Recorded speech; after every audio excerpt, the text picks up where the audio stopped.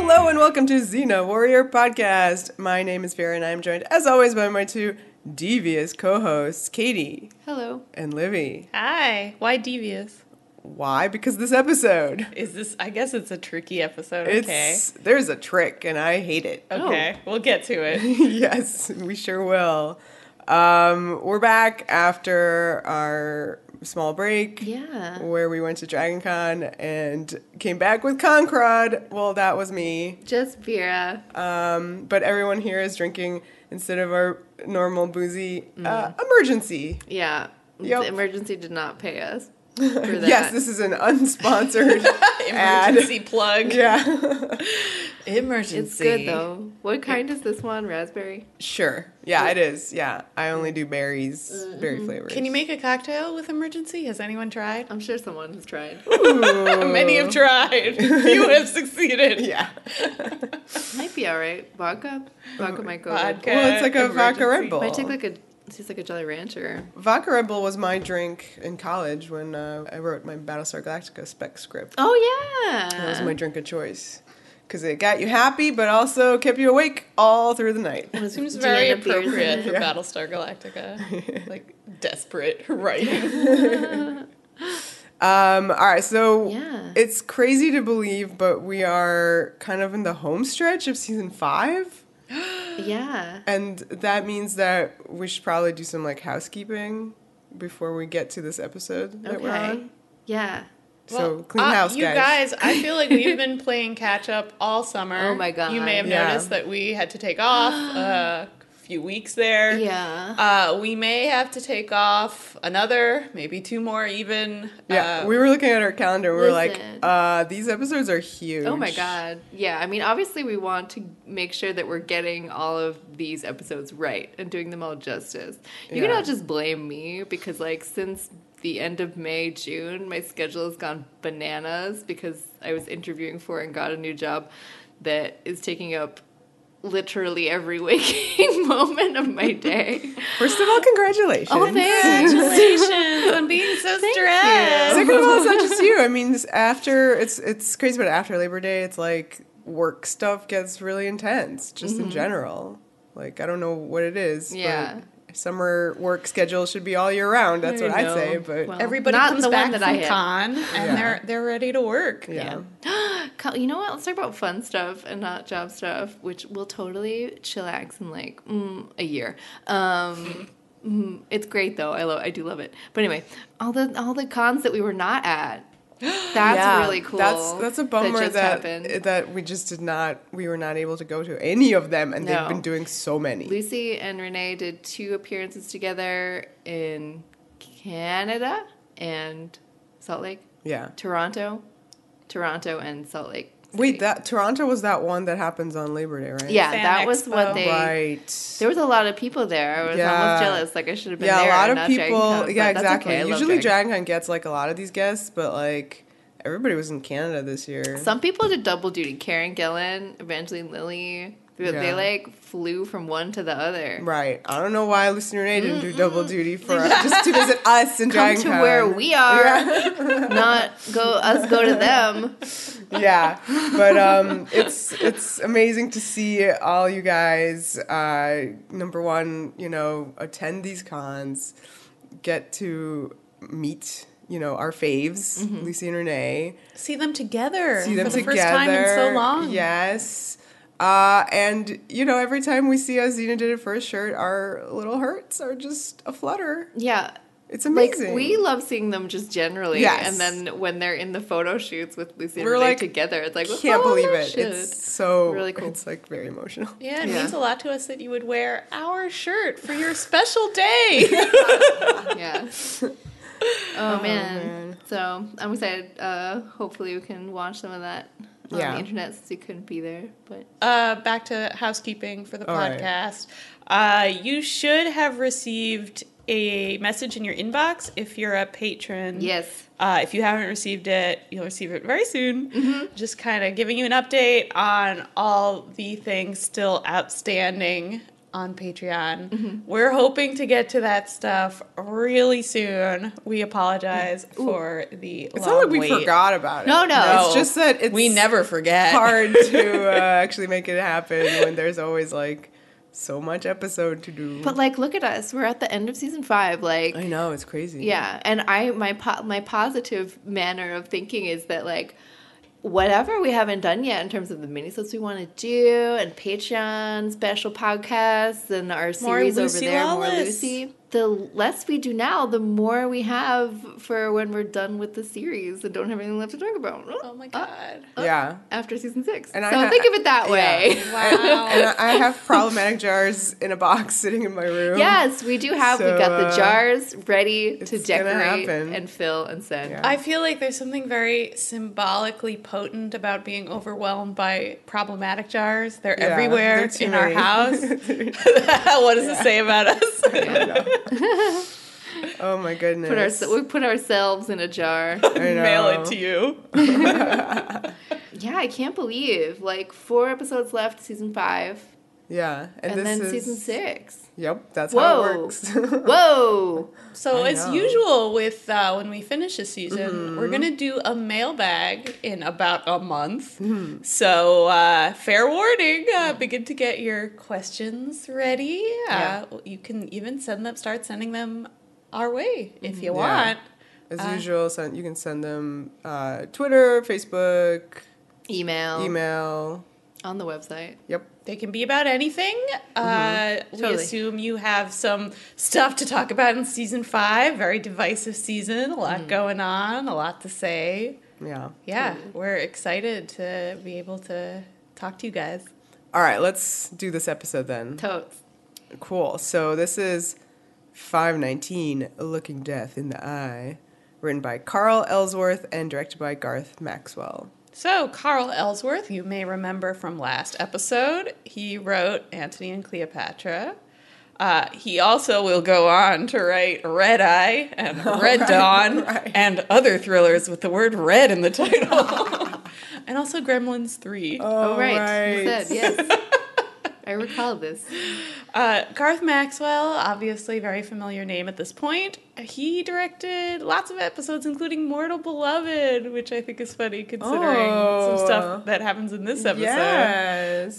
His most recent previous episode was Seeds of Faith. So, you know, he's one of their big hitters. He's coming in for a big episode. Sweet. Well, this was a pretty big episode. It starts a huge end of season arc. Yeah.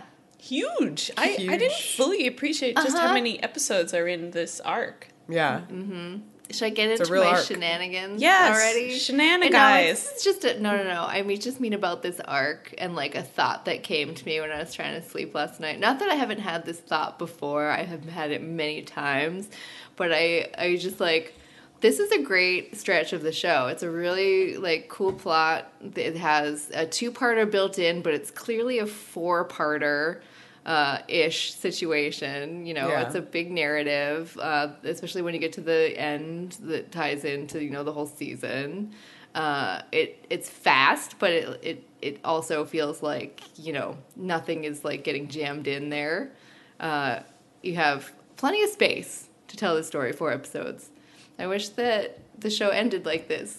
With this many episodes. Oh, wow. I just Okay. like, you know what I mean? I see like, I was what like, you're saying. if you could do it now, do Yeah. it also again. Yep.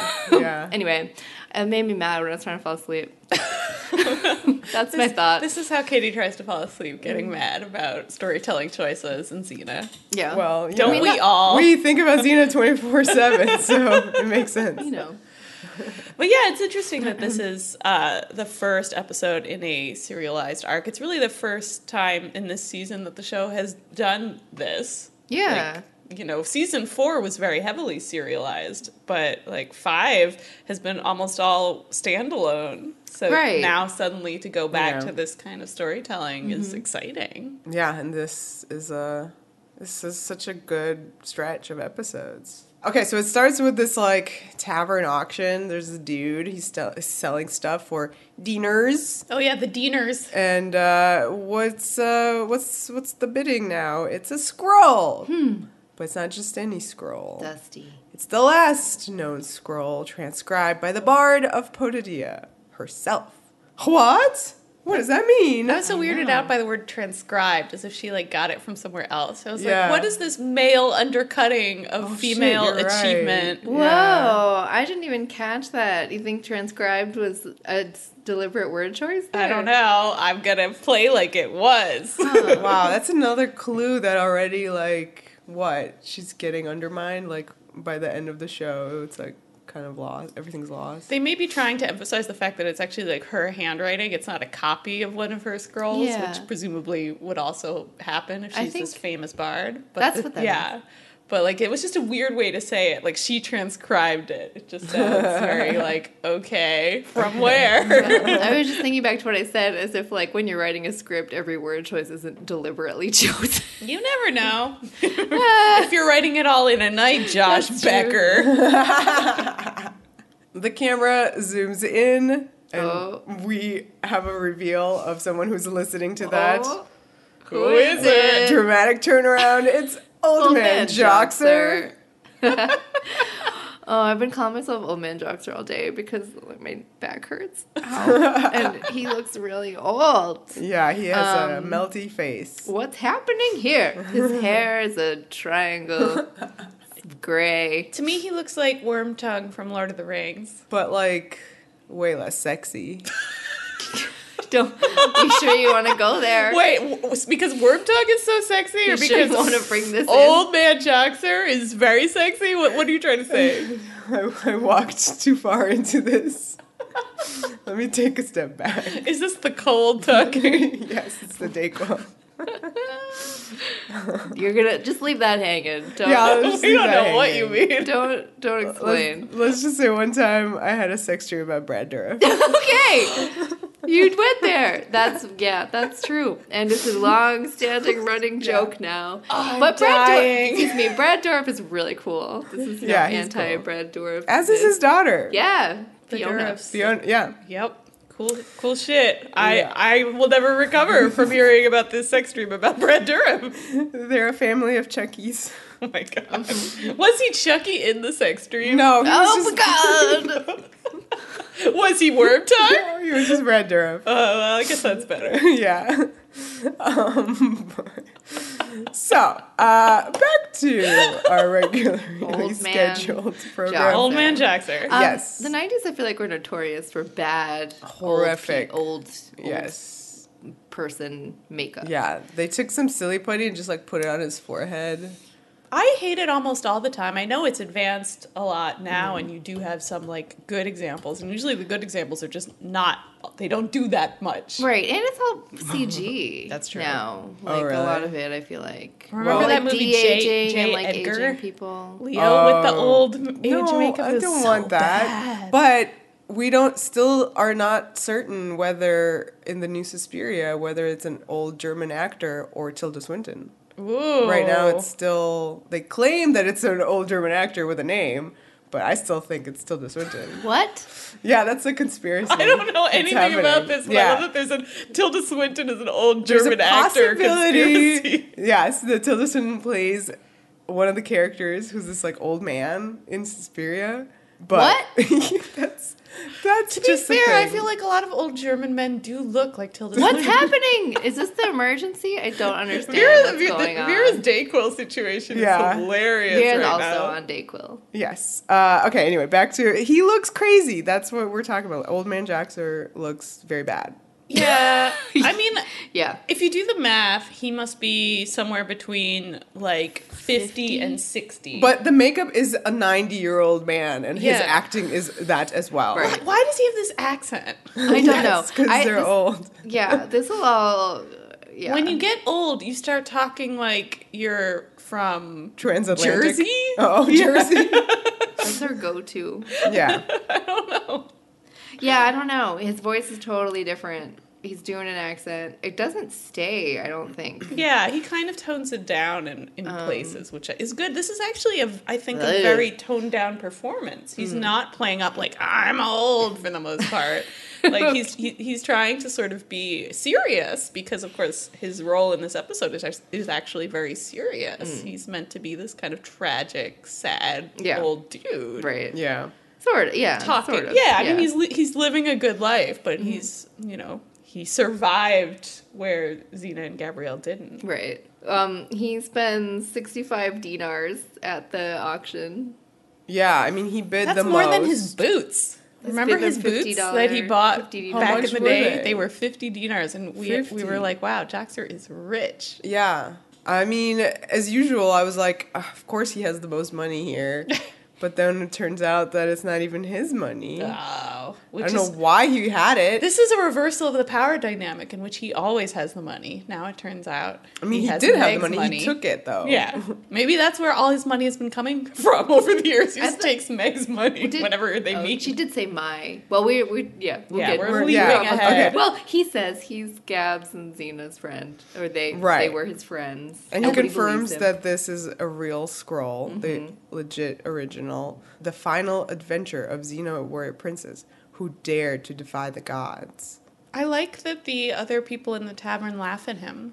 They mock him. They're like, oh yeah, Xena was my housemate. Well, I like how genuine he was, and he got so nostalgic immediately. Like, because it's been a really long time, and like, I don't know. I mean, I don't know if every day he spends in this tavern thinking about them, or if he hasn't in a while, But this was such a real moment, I thought. And then everybody turns around and starts mocking him. Yeah, and it's the one time where Jaxer's getting mocked and he's not being ridiculous. So you feel this kind of sense of injustice. You're like, oh no, old man Jaxer. Right. Yeah. Oh, we're not there yet, but he thinks about them every day because their tavern is like the Xena Gab's tavern. Oh, okay. Then there you go. He lives in a set from Xena Warrior art. Princess. It has art of them on it in the chakram. And, I didn't register any of it's these details. No, It's that's not in not this episode. that tavern. Oh, I see. It's not in this episode. Okay. Yeah. It's there. It's his and Meg's tavern. Oh, okay, Yeah. which we haven't seen yet. Yeah. Okay, I got you. Later. So that's their joint money then. Yeah, I thought it was their nest egg. So Yeah. immediately following, he goes and you get this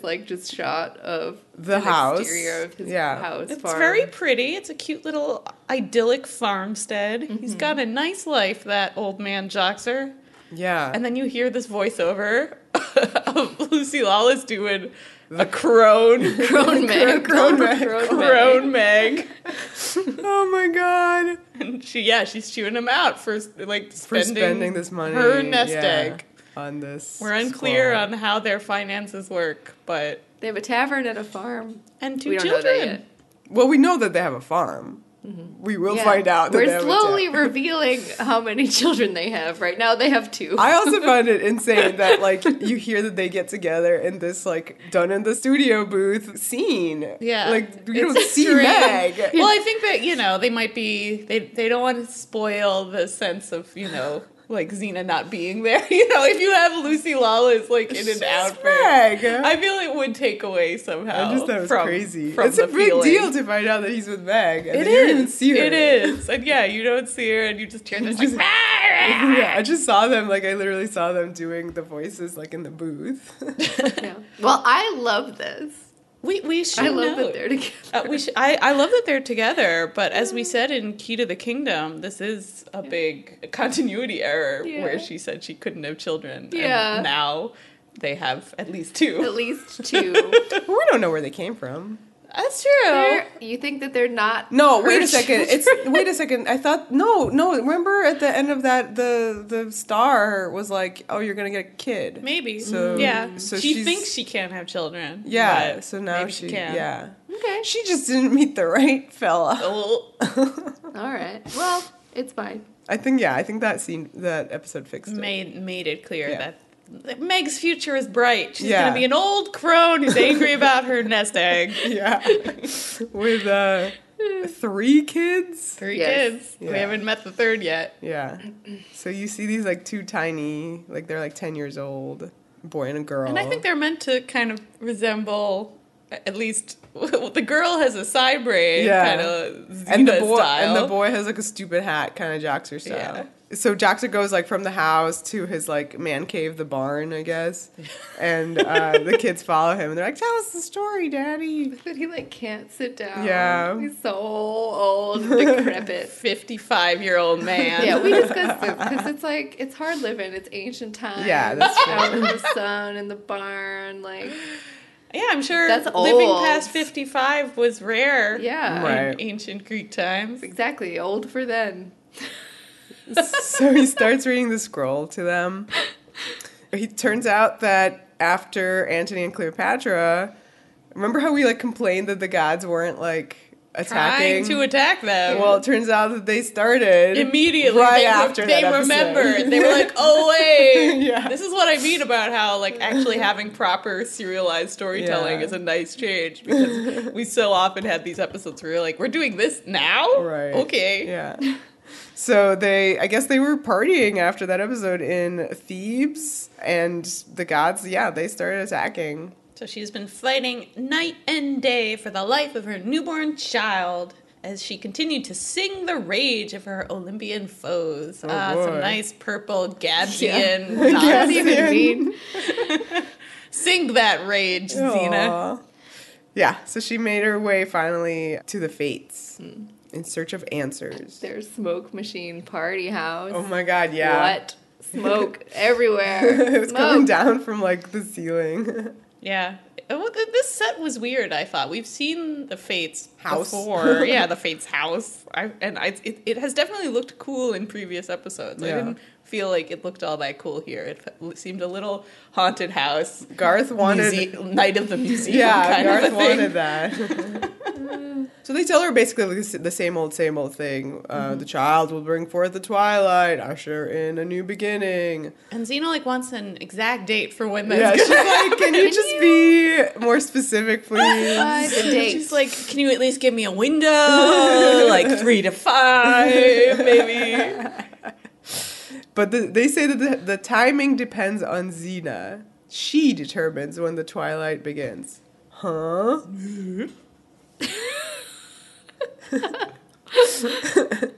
And then the crone one is like, you must die, Xena. Dun, dun, dun. Only in the essence of death Wink, wink, nudge, nudge. Okay. will the child find salvation and the twilight be set in motion. So that's confusing. There's a lot of confusing. It's a lot of stuff. So then Gabs, who like walks in like halfway through the scene. I know, that was funny. I was like, where's she been? She was parking the car. Choruses, yeah. She's like, wait, what? So the sooner Xena dies, the faster Eve brings about the fall of the gods? And they're like, yep. It's hard. It's not hard to follow, but it's like you have to take a minute to like understand what's being said. It's also not the first time that the Fates have been like, Xena must die. And they're like, okay. It didn't happen that time either.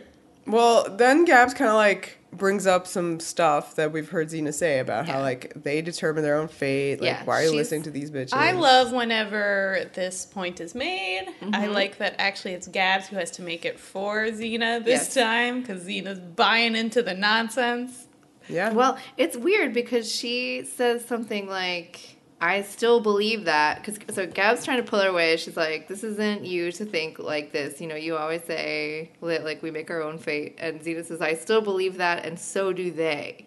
And so... That's a hint about what this episode is about. Yeah. So it's like, what does that mean? And Xena, like, follows it up with, like, I have to die. Like, I must die. And in her head, it's to protect Eve. And so... But it's all that dialogue doesn't really track until you finish the episode. Yeah. Okay. But yeah, it turns out, I guess if you rewatch this scene with the actual text of the episode in mind, that the Fates are giving her a plan. They're telling her, this is what you have to do, how you have to act to like get out of the situation. So in that sense, the Fates believe in They free told her? will. They tell her the essence of death. But they have to only give it in hints so that she can free will figure it out and implement it herself, I guess. I don't know. Fascinating. Yeah. They give her that clue. Wait, that she are they needs. affected by the Twilight or no? The fates? Yeah. That's a good question. It sort of seems like they're not, in that they're helping her and predicting the Twilight. But then again, if the fates have looked into the future and seen their own fate, wouldn't they be working towards that because it's their job? You know? Okay, so she chooses to die, and it's like, oh man, credits. And then when we come back, she and Gabs are walking through the forest, and Eve's in a little backpack, and that's cute because it's really a baby. Very funny. Yeah, it's not a fake baby; it's a real baby. It's a huge backpack. It's so cute. And then suddenly there's like green fireballs zooming at them, and Eve's like really. Yeah, reacting. she's fussing. She's crying. Yeah, it's very cute. This is a good acting baby. Gabs, like, clutches her pearls at one of the explosions. Like, the first one, she really does. It's scary to just have, like, fireballs all of a sudden. And no one shooting them at you that you can see. Yeah, you can see. But then Xena, like, senses, does her, like, Spider-Man thing, and then chakrams at, like, nothing, and then, like, you see, like, somebody fall, but it's invisible, and then a helmet, like, rolls off, and surprise, it's Hades.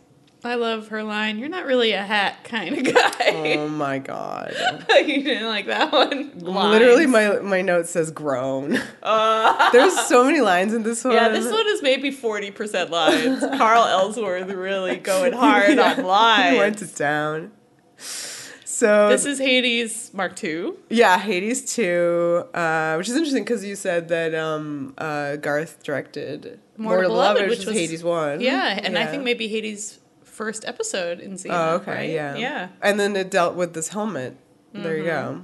Athena shows up as well, and her sexy robot squad. Oh dear, we're so happy to see Athena again. She's like really good in this one. I thought she was even better than before. I think she's always good. And no, I mean but like she was like extra good. Well, it's fun to see kind of you do feel like time has shifted things for her. Like she's much angrier and more aggressive in this episode than she was in Amphipolis Under Siege. We'll talk about her a little bit more.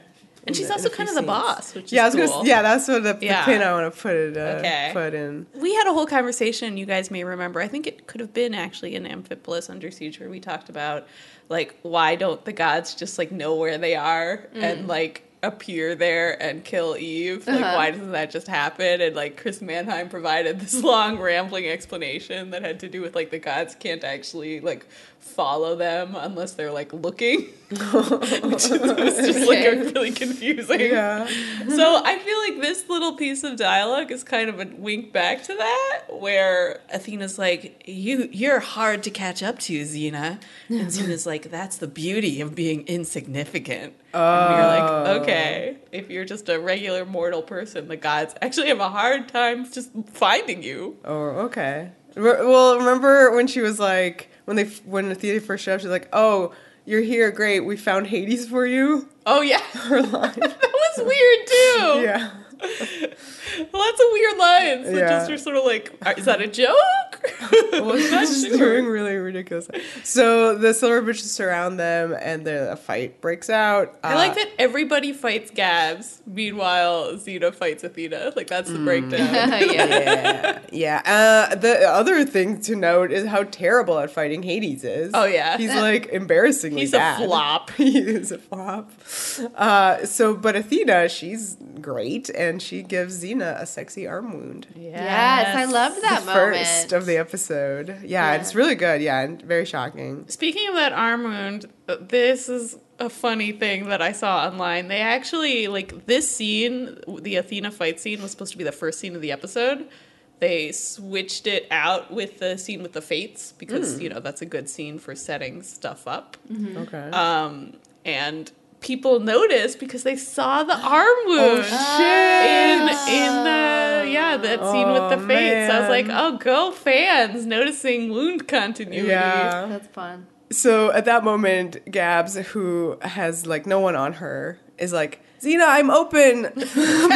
the ball, Pass me the little ball. Meaning Eve. And Xena, of course, won't do it. Athena, of course, takes note of this. Yeah, I like this mocking of Gab she does. It's mean. Yeah. She says something like, like she doesn't trust you enough to give you the baby, huh? Yeah. And it really gets to Gabs. Mm-hmm. It's rare. This episode is, as Vera says, devious. A lot of the action that you see is not actually what you're seeing. But I feel like these little character moments, like Gab's feeling insecure, are real. And I, cling to those. I cling to those moments where it feels like real feelings. I guess, because then she brings it up when they're in private. Yeah. But, I just hate that so much of this episode is fake. I know. I know you do. I'm with you. I will continue hating it. I mean, this is very like Amphipolis Under Siege, which also turned out to be in part fake, as you say. All the juiciest drama turns out to be for them trying to trick Ares. Yes. This episode, even more so than Amphipolis, this is 100% fake. Basically everything you're seeing is part of their plan. I know. And that is, I personally, I like some honesty in my drama. I like feeling like I'm seeing the characters react to something in an honest way. And to have a whole episode that is not that is hard in retrospect to like. So Athena and Hades send Xena and Gabs flying, and they fall right where the helmet is. And so Xena comes up with this escape plan. She's like, let's give them their hat back. How does she know this is going to happen? I don't know. Okay. Yeah, this isn't the most clever This way is to so get out weird. of the situation. This is a very odd moment. So Gabs throws the helmet up, and Xena chakrams it, and it sort of breaks into a million little pieces. Sparks everywhere. It rains down. Those sparks rain down on them. Yeah, and they Hades and Athena are like, it burns. And they can't. And so at that moment, Xena and Gabs escape. I don't think that would have happened like that. This just feels like the showmakers throwing up their hands and being like, look, we know they have to get out of this. Yeah, they have to get out of this somehow. So whatever. So they go straight to Octavius, their new Roman buddy. Mm-hmm. He's playing with Eve. He's such a nice guy. Oh, the nicest. He owes Xena and Gabs his life. We're hearing all this in voiceover. Old Man Joxer is telling us about Octavius. So isn't that written in the scroll? It's part of the scroll. Yeah. You see a lot of Gabs writing the scrolls. That's true. This is maybe the most. Oh my god, very inopportune times. Yeah. But whatever. Right. So she, like you said, she was writing the scroll, and then so Xena starts kind of applying some mysterious potion to her little cheek cut. Yeah. She's like, "Ow! What are you doing?" This shit is cute. This is a great little scene. This is maybe the best. Yeah. She puts it on you react like you do when something stings. Gab's like, and then she is like, what is that? And I love the line delivery of, it's poison. Yeah, it's so good. And then Gabs blinks at her 700 times. She's like, blink, blink, blink, blink, what? Very good. Only if you drank it, goober. And then he puts it on her arm cut, and it's like, ooh, ah. Oh yeah. Xena's faces there. And they look at each other really cute. It's cute. She does this mock pout that's really sweet. Turns out that this little potion was stolen from Cyrene's medicine cabinet. Funny little detail. Yeah. So we got so many extreme close-ups of this bottle, which if something's odd like that, you're like, this is going to be important later. Or maybe it's just going to be a leather swing in an episode. And you're like, why are we staring at this for 5 minutes? Oh my god. Well, this is good. This is good for I know you have issues, I guess, with it being all, fake, but we have, just a little cute moment. This is provides actual detail. This poison stops the spread of infection, but it is a poison if you drink it. And Cyrene owns this. And their behavior with each other here, again, it's real emotion. It's cute. It's genuine. You love it. This is what you want. What becomes harder, these moments of high drama later, where you're like, oh my god, the acting's so good here, but also they're acting. Oh, my brain. Yeah. So this is the kind of moment you guys were talking about where Gabs brings up, like, the thing that Athena said, because she incepted her. Yeah, poor Gabs. Athena's so good at like psychological warfare. She is. So Xena just sort of explains, like, oh, I didn't do that because it wouldn't have actually helped. It would have bought us just a few seconds. Right. Like, we got out of there because we got lucky. You got out of there because this script writer threw up his hands and was like, let's have you explode a helmet. I don't know. Yeah, but I really do like how after, she says that, like, you see the shot of Eve. Xena picks her up, and then, she's like, she's just a baby. It was a really good line delivery. Yeah. I mean, the whole situation is so sad, and that makes these, again, this real, moments like this real, where it's like, this is, like, relentless. Like, these guys are never going to stop, and this is just a poor, defenseless little baby. Yeah, and you're starting to feel that her parents are getting tired of, like, it's worrisome. Yeah. Also, Gabs's bangs are very, like, sex hair. Just FYI, in this scene. Good. Also, I in a previous scene, like, the boobs were just like... The crouching. Oh yeah. They're just out. They were out. Well, I'm glad you circled back to that, because those are my only notes for that scene. His but boobs. I was like, you know what? It's fine. You don't need to mention the boobs, but you do. You do need to mention them. So now, Athena's throne room. This is we get to great. see it. This is great. So, Olympus... Have we fully seen this? That was a weird establishing shot. It was weird. I liked it. It was I didn't perfect. understand It's exactly what I imagine Olympus to be like. Yeah. Rock house. Rock house on the clouds. On the clouds. Yeah. I think we technically saw it in God-Fearing Child, but it wasn't didn't like... get a good look. It was Yeah, just it like a big wasn't- room with like beams of light coming in. Yeah. Did you see the throne in that No, shot? Okay, I don't believe so. I feel like it's different. So this is a different angle. Well, I like this much better. Really important to note that Athena is the boss. She has in charge. taken her daddy's throne. And she's doing a pretty good job. I mean, she's sitting there. They have, like, the craft service table out. Hades is munching on some fruit. All the gods are kind of, like, hanging out. And she's like, guys, why do we suck so much at killing Xena? We meet one new god, one golden oldie. There's Hephaestus. Which one's new? Hephaestus. We never met him before? I don't think so. We've heard him talked about. We've Yeah, had the like chains the and stuff. chains of Hephaestus and armor of Hephaestus Okay. and stuff. But I don't think we've seen the dude himself. What do you guys Okay. think of this character design? I don't know. Some white guy dreads. Yeah. Oh no. Yeah. They were going for the Counting Crows Oh, look. no. He's like all forges things. Is that Yeah. what's his deal? Yeah, that's his deal. And that's his outfit? Like, Yeah. what is his outfit? I don't know. I don't remember. That's true. I don't remember. Honestly, the dreads were about all I could see, and he's why? always like smuddy. It's muddy. Sooty. He's always he's sooty. sooty. Totally different. What happened? He's probably smutty also. Smutty is what my dream with Brad Dourif Oh, was. we're not talking about that anymore. No. So then we also have the return of a classic character, Celesta, goddess yes. of death. Oh, right. Okay, so lots of questions here. Uh-huh. Okay. First of all, one more note about Hephaestus. He's supposed to be like a younger sibling or whatever god, because he seems to be like this young punk, like, let me get her my chains. I don't know. He just gave off this attitude where he was Counting Crows. much attitude. younger. I don't know. Ares shows up. He's comes and goes, you know. Mm-hmm. I love the progression of the relationship between Ares and Athena here. Yeah. He's allowing her to be in charge, but he's also like undercutting her at every possible moment. That's just classic Ares.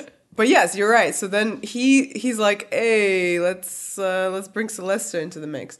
So my question is like, is she an outside? Like, what is her relationship to the rest of the Olympic Celeste. gods? Well, Yeah. she is, as this episode will remind us, she is Hades' sister.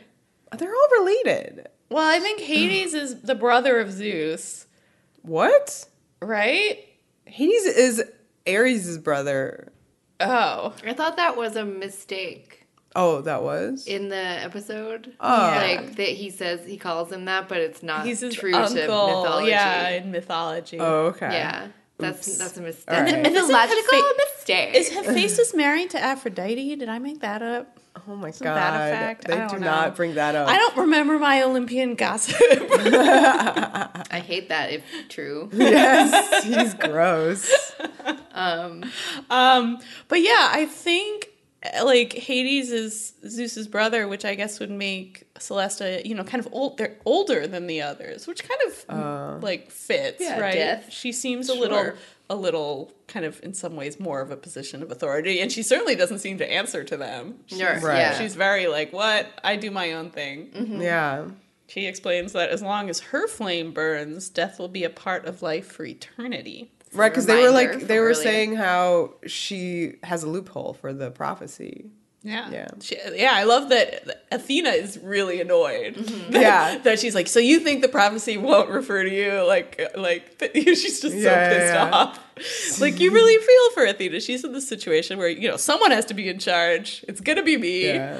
And everybody is like, kind of, every man for himself on her. And she's like, stop it, you.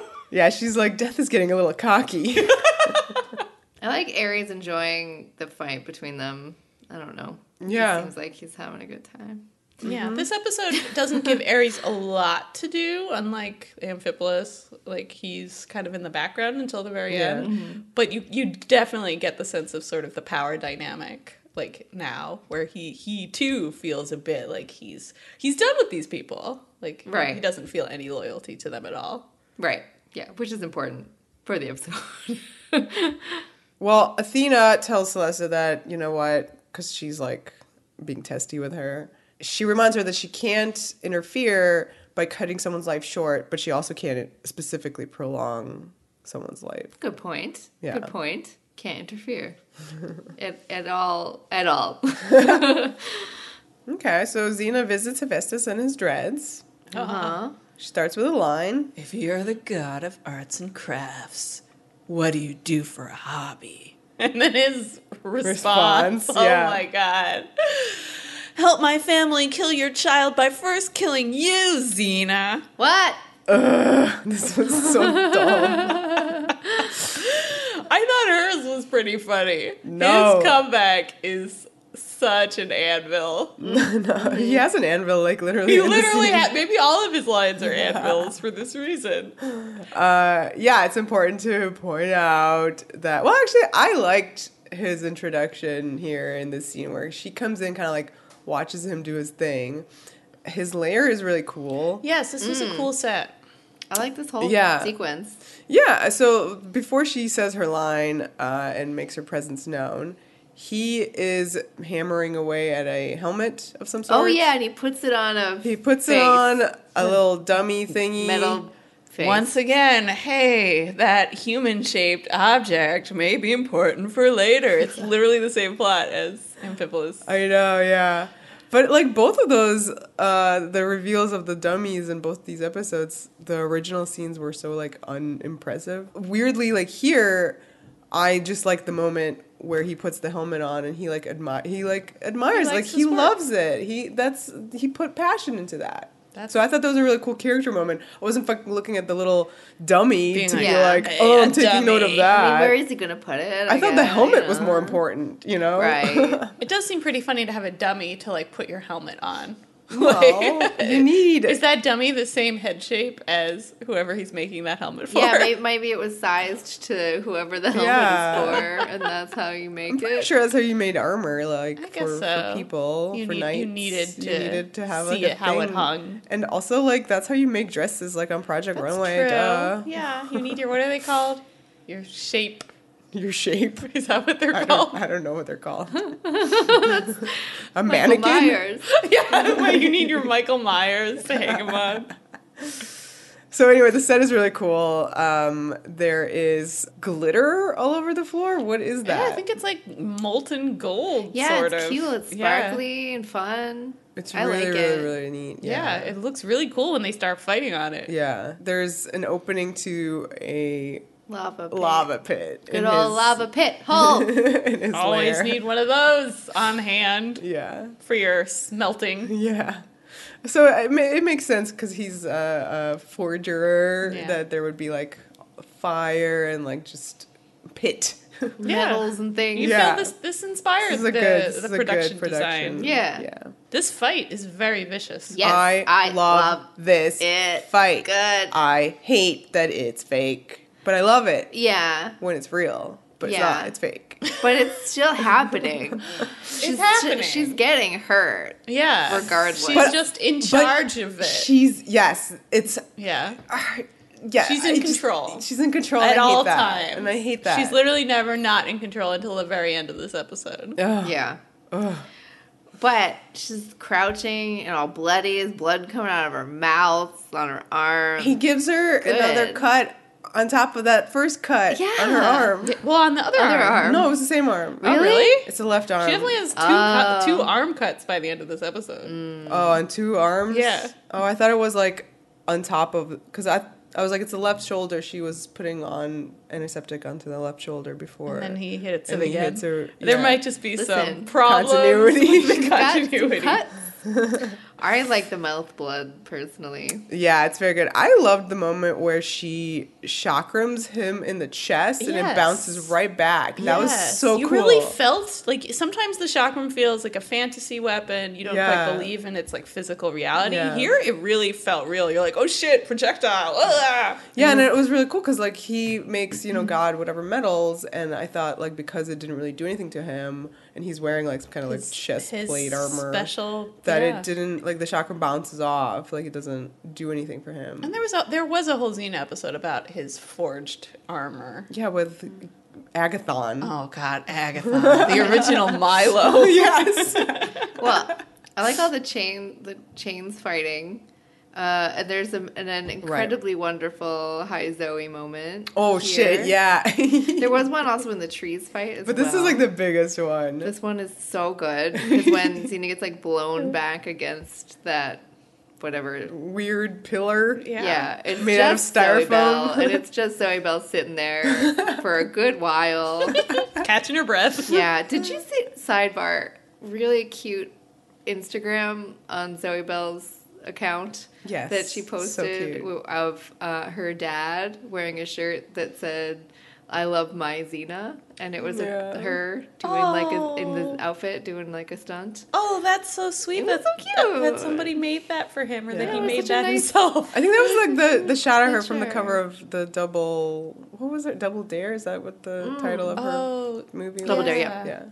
I thought that was cute. Anyway, It's really cute. I love seeing her. I don't care that that's not her face. good. Technically, we like Her is it. better than seeing Renee's person. Oh, Who okay. is in this episode as well. okay. Well, it's because we know Zoe Bell. Like Zoe Bell Yes. is very famous now. We're not fair to whoever did Renee. And all the stunties are wonderful. Oh, there's so many. I feel like the silver bitches are. I feel like made out of They're like stunt women people. stunt Yeah, for ladies, sure. and they're funny in the face. Well, because they do funny expressions, Yeah. like severe. You mean they make funny They faces? make funny They're not faces. actors. They're not- yes. Yeah, I I didn't get you. understand what you meant. Funny in the I face. get it. They're not actors per se. Zoe Bell's very good at acting. Anyway, So Xena has had the kick the kick shitted out of her. shitted out of her so thoroughly that Celesta comes. Okay, where was Celesta when they were on the cross? Yeah. They actually died. A lot of questions about Celeste. Maybe she's just invisible sometimes. I don't know how she keeps up with her work. I don't understand. She has an army of unpaid interns Oh, that shit. help. Oh, man. Wow. Too real. So she does show up here. So you're like, oh no, the end is near. I like their Yeah. exchange. Oh, yes. She asks Xena, how does it finally feel to be in the presence of death itself? Or herself. And Xena has the greatest line. Yeah. Yeah, As a this is comeback. great. Okay, number one, she looks incredibly beat up and sexy and like helpless and Problematic like job for us. Yeah, Yes. We know it. We know it's Which is sexier, Put it beating up Xena or Brad Dourif? beating up Xena. Duh. So she's just like kind of like looking up at her and is so weak and like just gorgeous. And she answers with, "What took you so long?" Good. It is good. It's good. It's good. Yeah.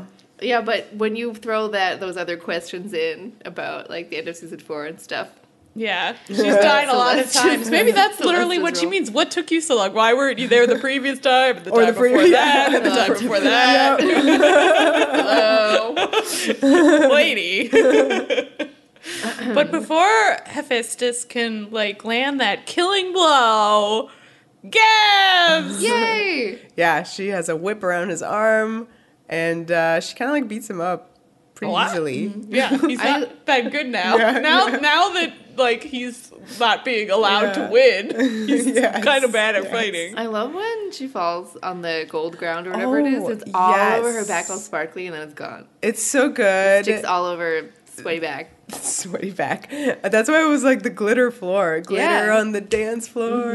Maybe it's like fool's gold. Gold that looks like gold but is not. And it's a metaphor for this episode, which is not what it appears to be. Oh my god. Whoa. That's deep and definitely not it. Anyway, But that shot of her and the glitter back, I remember being like very memorable in that amazing vid, These Two Arms, Aquila. That was one of my favorite shots. I was like, oh, what's that? Glitter Can't wait back. to like get there. Nice. In the rewatch. Nice. 'Cause Well, I didn't remember anything. Fight. Yep, they fight. So while she's easily kicking Hephaestus' butt, Xena grabs the chains and throws them around Celesta. And then she kind of like helps Gabs. Yeah, Gabs gets bested for a second. For a hot sec. For a hot sec. Seemingly. But then they like both double team him. This is such a cool moment when they double team. Yeah, and they kick him right into that same lava pit that Hope went down. I feel like this is the first time. Same one. Same one. Is this the first time we've seen them like, both fighting together, like one opponent like that? I feel I like think so, yeah. it felt like a moment. Like I got Yeah. excited. I was like, ah. Yeah, it was cool. Yeah, it was Equals. a tiny little, yeah. Yeah. Yeah. So into the volcano he goes. Bye. Yeah. And there's a good little reaction shot of Celesta seeing that happen and like being really shocked, which I Ooh, liked. she's fascinating. I don't know. Yeah, There's a lot of I- questions. I wrote down her name and then forgot it. She's a different lady, though. Yeah, than this is season a one. different actress than the previous Celesta from Death in Chains, since that was 5 years ago. Her name is Teresa Healy. Is she in a bunch of Power Rangers? Hephaestus is in What We Do in the Shadows. Oh, Yeah. that's fun. An excellent film. She's done a bunch of stuff. Nothing I recognize. I see. Okay. Well, she's fun. She's very good here. Reminds me of her look, Robin Weigert. In the Oh, face. yes. Oh, yeah, I yes. see that. From Deadwood and Big Little Lies and many other things. Yeah. Jessica Jones. Oh, yeah. Now I'm just naming things that are irrelevant. Carry on. It's cool to relevant. have a god who feels sort of otherworldly. Yeah, she's the only one of them who floats around. Well, I mean, that is still a ridiculous effect. That's definitely a circa season 1 era. The floating? The float. They stayed true to that. They were immediately like, let's try to make sure that stops so happening. it's cool that, like, so as soon as she put her in the chains, she, like, comes down to earth. Yeah. Yeah. Her power is broken. Yeah, and when the chains wrapped around her, that was cool because there was like a moment where you saw like the skin kind of like pulled. It looked very like the plastic chains around this person were tight. Yeah. Nice. Well, and her hands are bent in a horrible looking angle because she's not allowed to touch anyone. 'Cause if she Right. touches So you, it's you just die. hands, right? You can touch her face though. That's okay. It's not like any part of her. That's a good point. I mean, don't ask too many questions about how the plot works in this Hands episode. only. Okay. It will Yeah. fall apart at the slightest little touch. This plot. Oh my god, it does. Yeah. Oof. props though for just the they're very consistent with the version of Celesta they had in Death and Chains. Like they made up all these rules there for her candle, her floating, her death touch hands and stuff. That's all back. That's all completely in keeping with what they did before.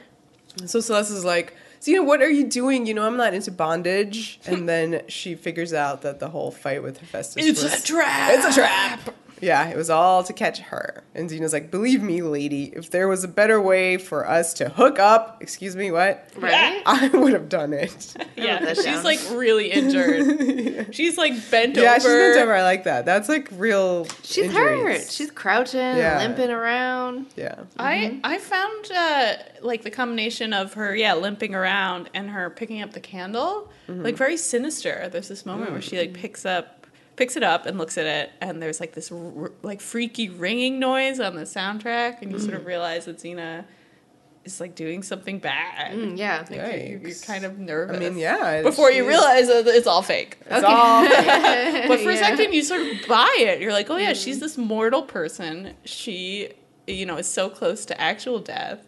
And now she's being handed this thing that could prevent her from ever having to deal with this ever again. So it was a good moment. Yeah. If it were real. At least they had that whole thing about how Celesta can't interfere at all, so they can't just like ask her.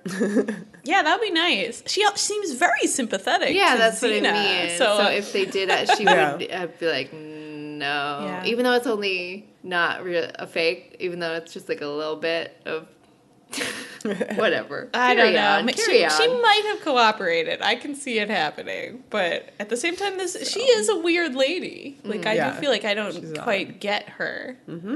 She feels not like a human in that way. Octavius appears somehow. Well, That's they stick Celesta in the back of this wagon. Then they go pick up Eve from the babysitter, aka Octavius. Right.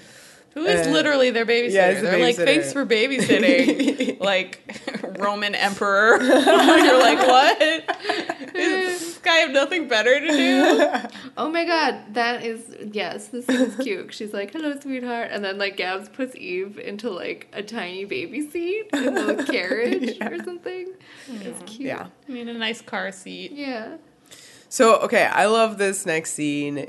We're back in Olympus with my fave, Athena. But guess who's sitting on the throne now? Oh, yeah. Okay, well, all right.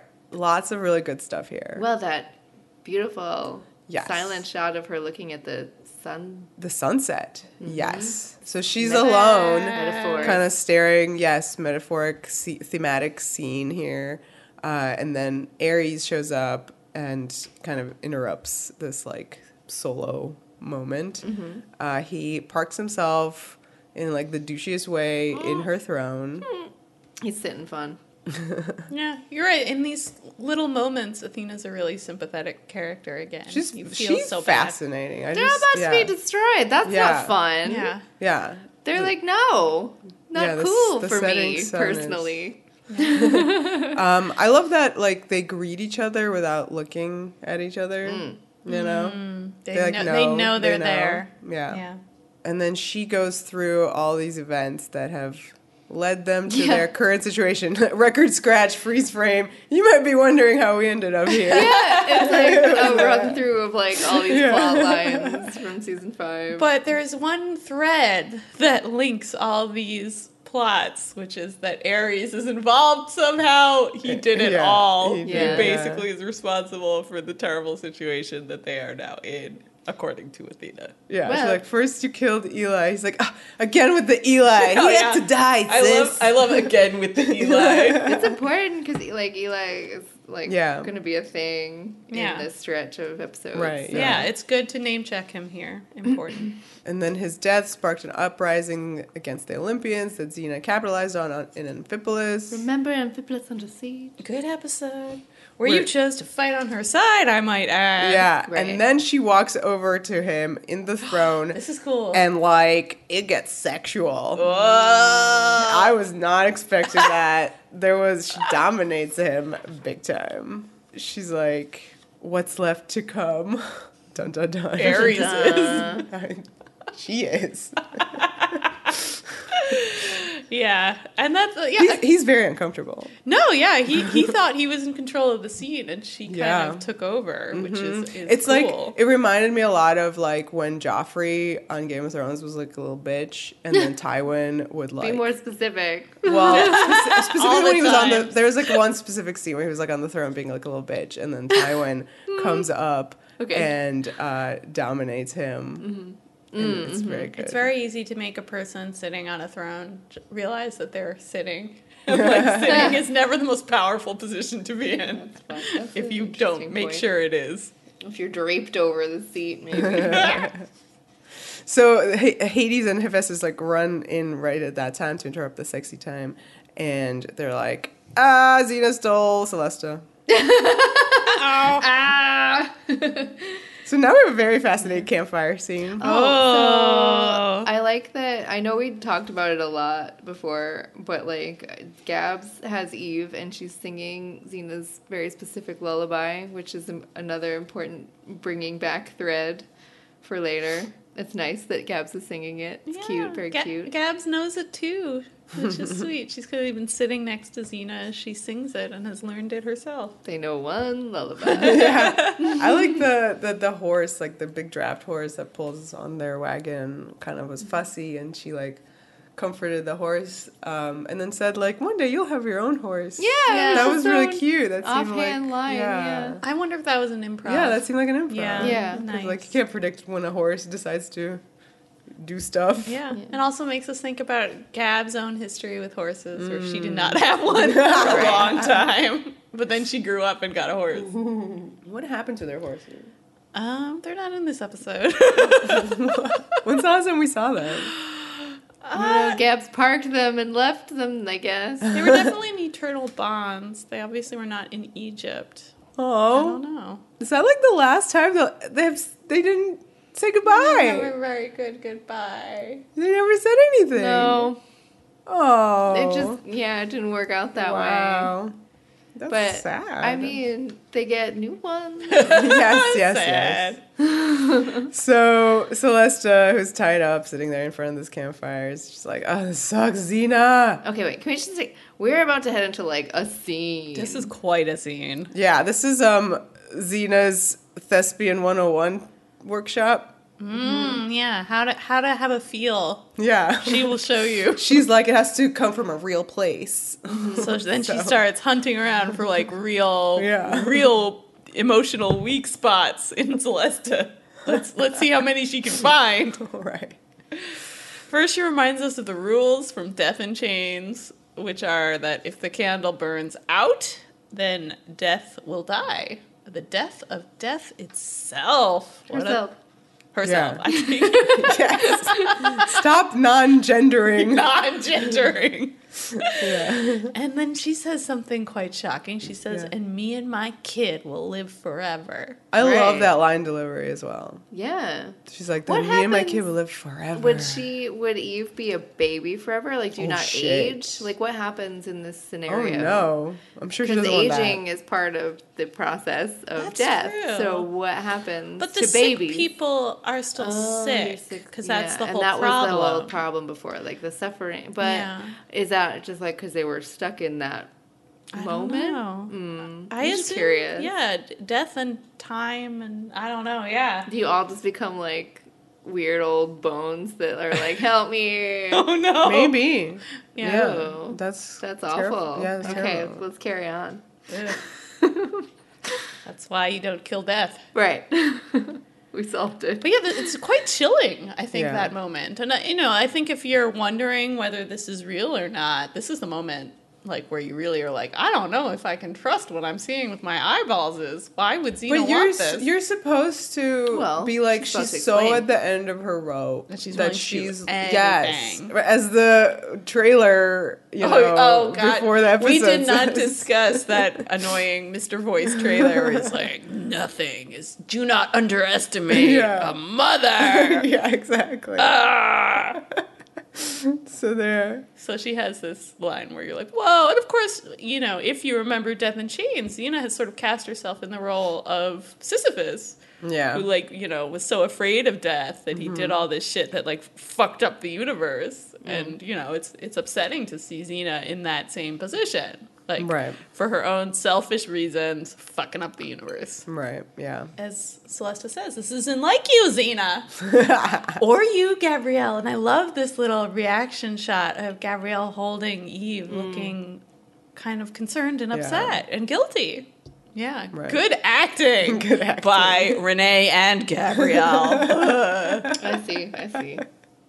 Wow, you guys are very annoyed by the fakeness. It's the sort of Because thing. it's so good when it's real. I think when you're watching the episode, you like it, but then when you go back to talk about it, like each of the, you're like, oh my god, what a good face she made. Oh, but it's fake. You know. Yeah. Yeah, but I mean, especially within this scene, it's like, okay, it's all part of this plot, but how much of it is like fake, you know? Well, Like, that's how what much we of the talked about. emotions Acting are, is, like, you're literally talking about the craft of acting Yeah, right how now. much is, there's you know, always you feel like real the stuff feeling. that she's saying Yeah. is not coming from like a place where she doesn't mean it or is entirely disingenuous. No, that's all true. But at the same time, you know, like Gabrielle feeling guilty for doing this with Celesta, they're not really doing it. So, you know, Right. there's nothing to feel guilty about.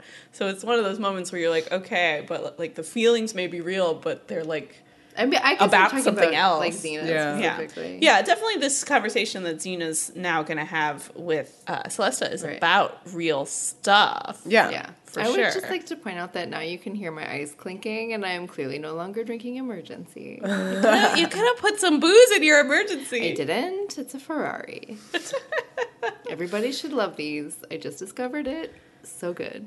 What is a Ferrari? It's half Campari, one part Frenet. I just realized it's a portmanteau, Ferrari, Fernet. Yeah. Yeah. And it's bitters and Campari. bitters. LOL. Bitters upon bitters. Okay, so Xena says that motherhood has made her harder. That's Right. why she's so different than how she was in Death in Chains.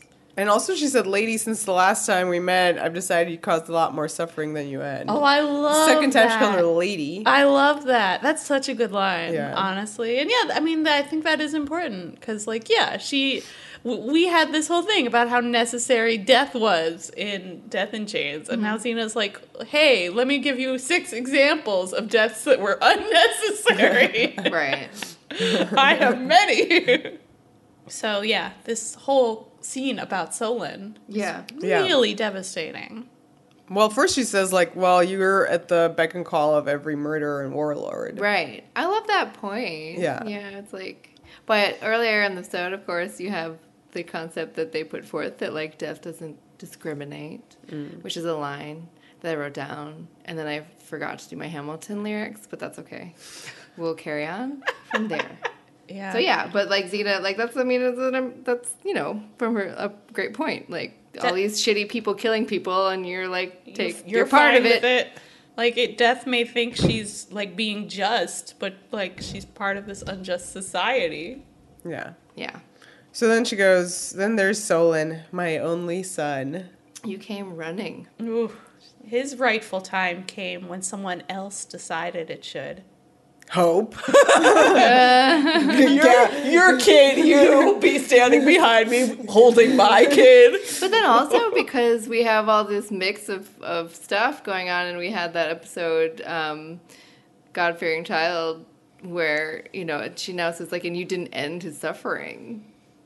Because then he continued to after. That's a really good point. Like yeah, that line death that she doesn't has, you didn't end. Yeah. But that was his choice. That's true. That was his choice. Yeah. It's all confusing, whatever, but I just like that line that she has here. Yeah. You stole his life. And Marcus. Remember Marcus? And Marcus. Oh, I love the way she, like, reacts to Lycius when she says, like, Lycius, like, and then, like, stops and does it, like, says his name again. Yeah, I and think it's she just, says like, it 3 times. Well, because Yeah, Gab good. started being like, Xena, Like, stop. don't get into this Yeah, Lycius yeah. thing Oh, again. Yeah. Oh, yeah, because that's when, like, Xena, like, she, like, literally put her hand out and was like, shh, shh, shh. I gotta talk about Lycius. She's like, I'm on a roll. This is the, you know, the bread and butter of the scene. I will say, me as an audience member, I love when Lycius gets mentioned Yeah. again. Yes. He was so important in the first seasons, and then, you know, they kind of forget about him. Right. And then to have him come back in this way, even though we know this is emotional blackmail and they're trying to, like, get some tears out of this lady, like, I really appreciated the return of this character and his importance in Xena's life. He wasn't just my brother. He was my best friend. Growing up, he was everything to me. He accepted me for who and what I was. What does that mean? I think, not a traditional village girl. I think he encouraged her. He encouraged her to throw be a warrior. Black Wolf out of the tree. Yes. Yeah, for sure. He was younger than her, right? Yeah, little brother. And if you hadn't taken him, he would have grown up to be... We never find out what she would have said there. I was very curious. Her other Gabs. Wait, is that when Gabs interrupts? Yeah, she's like, it's it's pointless to talk any sense to Celesta because she's immortal. She'll never understand the pain of losing someone. That's like anti all the immortal vampire logic that I... Yeah, it's true. They understand better than anyone. They lost Zeus. Yeah. Like, I just that's feel like... their dad. Yeah, they already lost their dad. But I guess she doesn't... Slash brother? Brother? Yeah. Yes. That's the problem, right? Like, Death, Celesta here, and, like, the gods mostly are not supposed to form any kind of attachments to mortals, so then, therefore, they wouldn't understand. Like, and she is clearly not... Like, her whole job is just be like, dead, dead, dead. So, like, she clearly is not having any human friends, so she wouldn't understand. But, yeah. Okay. Like, when I'm always like, oh, like, human vampires, like, romance. Like, they understand the most because they're going to live forever and everyone just dies all around them. Yeah. Anyway, that's a tangent into a different kind of mythological world. Xena has this chilling line where she says, yes, she will, because you have a brother too. So she's threatening Hades. Yeah. Right. Okay. So again, just circling back to this, Zeus was also her brother? Yeah. And she cares zilch about him. He sucked. I mean, he did. We all agree. So yeah, Celesta suddenly gets it. And she's like, oh, Hades, he's the best. He was the first to accept me for who and what I am. She echoes Xena. Again, I'm like, is she like an outcast? She seems like some kind of, not exactly an outcast, but a very singular sort of god among the gods. Because they don't seem to understand her very well. Because they're like, why don't you walk around? You float only. Everybody, as a child, they were just like, it's so weird with your floating, your candle. But apparently Hades accepted her. So... Just like Lycius. Well, this really gets to her. They got there. Yeah, they got there. She squeezed gets it. Some tears right out. And Xena... I love the line, death can end suffering, Celesta, but suffering just begins for those left behind. Yeah. That's a good line. That was sad. Yeah. Right. So Xena goes and, like, wipes these tears that are, like, coming out of her eyes. I hope they're coming out of her eyes. They're coming. Only the eyes, nothing else.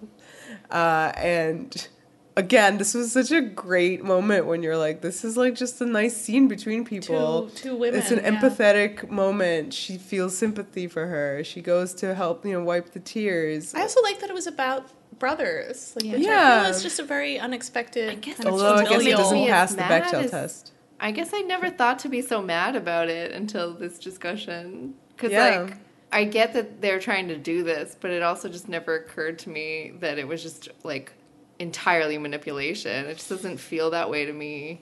But she needs... I mean, I know they're manipulating her to cry. Yeah. Like, I get it, but at the same time, it's like... But it's also, like, not fake... They're not saying fake things. They're not, but again, this is literally the act of acting. I know, but... Yeah. Like, you're doing real emotion for a fake reason. Gabrielle comes in being like, no, don't talk about Lycius. It's very pointed. Like, they're not, it's not spontaneous at all. I know. But it's just a good scene. So. It is a good scene. Yeah, and I mean, I think when you have to distinguish between the first time you watch an episode like this and the second. Yeah. Like, the first time you believe all this. I was so into it. It has such emotion. It's so tense. It's so upsetting. You're freaked out. The second time you watch it, and it it doesn't work. And I mean, that's, I think, kind of the price you pay for I guess. creating I don't an think episode it like doesn't this. work anymore, though. Like, I disagree with the idea that it I doesn't mean, it work. works and it's in this new way. Yeah. Where you're kind of like... It just, Bummer. you're right. It's different. It doesn't Yeah. have the same emotional power, I think, once you Yeah. know what's Sure. going on. Sure. But you can kind of, do that thing in your head where you, like, pretend not to know what you do know. Sure. And watch it as if it were the first time. I Right, think that's yeah. the easiest way to get as much as you can out of a repeat viewing of this. So, I love this final little tableau. After she's wiped the tears, she stands up and says, I won't lose what's left of my family. And she kind of stands there next to Gabs with Eve. Yeah. And there's the family portrait. Beautiful. Yeah. And she says, I can't lose another child. Yeah. Which, I mean, mean, come talking on. about real feelings, Yeah. like this is real. This Yeah, that's obviously real, is yeah. real. Yeah, I mean, it's so hard to make these distinctions, but there are Right. moments like that where you're like, of course, you could never say that and have it be like a disingenuous moment. Right. Gab says that the gods won't stop inflicting suffering even if they can't actually kill. This is a slightly confusing sentiment. Yeah. And then just like starting with the most vulnerable. Meaning Joxer. Meaning I Joxer. guess. Yeah. But at the same time, that did seem to come out of nowhere. It was Yeah. like, let's go look for Joxer. Yeah, Joxer's in this episode, guys, remember? Yeah. So Oh, he's yeah. in a tavern. They haven't tried to go looking for him before this. Ever. Yeah. Or ever have they purposefully gone to seek him out. Never even thought about him. I like that now we're at a tavern with he loves the like really bubbly, The bubbly ale. Yeah, that was really Get cute. some good carbonated booze. So the silver bitches arrive and he starts hitting on them, of course. Sure. That same nonsense about the X and Joxer. Super sexy? Yes. What was it before? I forget. It was something in changes. Kindred Spirits. Yeah. I block all this out. Whatever. Yeah, and so Fine. Gabs is doing like a really, really terrible job of like getting him out. Yeah. Right? She just sort of stands there She's holding like, his elbow. Oh, we gotta go. Oh no. I love that the silver bitches call him Xena's most high-profile acquaintance. That was like the most subtle bird. Yeah. It's great. This was the scene where I feel like if I didn't know what was going on, I might start to suspect that something was weird. I mean, I feel like the what do you way mean? The way I that think Gabs was the way behaving? that Gabs Yeah. is, and the way she's just like, all right, just go to the beach, like like I just feel like, I mean, but I get it because it's like okay, they're gonna kill Joxer or whatever. Yeah. But I just feel like this is the part where I would have maybe gotten suspicious, not earlier than this. I think they do a good job of They do Of a making good you- job. So- not know that it's all a lie. Athena and Hades show up, and there's like a lot of grabbing people by the throat scene here. We have Joxer and Gabs each. I love Choked when a little. Athena kicks her in the face. Oh Oh, my yeah. god, yeah. Hard kick. Yeah. I think they do a lot of, like, didn't Hephaestus also kick her in the face? Yes. Yes, A lot of good- face good kicking face this kicking, episode. yeah. And then Athena has another zinger of a line. It looks like Xena couldn't leave death in your hands either. Oh, man. Whoa! Leave Athena, Gabs alone, on a roll. Athena. Jeez. So yeah, as we said, like Gabs cracks under pressure when they threaten Joxer. Like it isn't Within even like 4 cracks. It's just like seconds. here's it. Just go into the ocean. go to the beach. Woo! Go to the beach. Woohoo! Like that's yeah, because it's just like I really sort of hesitated like a little, like even a bit, like you know what I mean. Like I know that they're like threatening to kill Joxer, so I get that she would save him this way. However, I feel like she would have maybe been a couple minutes of arguing first. They definitely could have made this feel a little more forced out of her than it was. I Yeah. know. Okay. I love Athena's line also, details to follow, I'm sure. sure. Good shit. So, yeah, they grab Gabs and leave. And don't take Joxer with them. No. Right, because they don't need him. Don't they No. need him to make Gabs tell them stuff? No, because now they just need Gabs to trade, for Celeste. Okay, I guess Yeah. so. They needed I guess so. Joxer in Just- danger. Yeah, So for that Gabs yeah. would cooperate. Yes. So next morning, Celeste is like practically melting in the back of the wagon. She's like really floppy. She must be so cramped up. It's I so know. awkward looking. She's like, bleh, Yeah. draped. And the candle is almost burnt up. Athena shows up and Xena's like, we're just going on a joyride to celebrate being immortal. That's what I do every time I go out. And Athena's like, oh yeah? Hope that's not true. For Gabs' sake. Dun dun dun. And then the silver bitches jingle up with Gabs. Jingle up. Jingle Yeah. up. And then like this is where like They you can- jingle all the way. And this is where you can really see their faces and their expressions, which are really funny. Like one of them has like a really intense stink eye for like no reason. That seems correct. Just like look at their faces. It's really funny. Oh my goodness. Gabs is great because she's like, let the candle burn, Xena.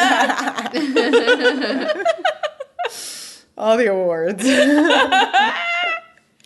So yeah, she wants to. Athena wants to trade Gabs for Celesta. This is horrible because Athena really goes hard on the threats here. She's like, your little girl, if you let the candle burn out, your little girl will still be hunted for all eternity. She may never know death, but I promise you, she will never know peace. That's bad. That's really hardcore. That's wow. wow. Wow. Like, wow. Why? Why Yeah. would you do this? Why would you do this, Athena? So Xena reluctantly lets Celesta go. And as soon as she like undoes the chains, she like floats up the candle. And they release Gabs Yeah. immediately. Athena is a woman of her word. She Yeah. makes the trade. So as soon as Celesta is like, good to go, she starts like leaving. And then she's just like, bye. and Athena's like, what the fuck? Where are you going? Like, we need you for the Yeah. death stuff. And Celeste and Xena exchange like, looks, being like, hey, remember our campfire scene? We had emotions We had together. emotions. So she's like, I got places to be. My presence is required elsewhere. The interns need me. So she poops away, yeah. I also love as this is happening. Gabs gets on the cart. She jumps up. Yeah, on and it. it's like such a little scramble. She's just Yeah. kind of like, oh, get me up there. Yeah, it's a little odd. And then Ares kind of shows up and he like plops himself in the driver's seat. I love him. And Yeah, I love it. Yeah, I love the he wagon. just does that. Oh my God. And like Xena doesn't even blink. She's like, okay, this is fine.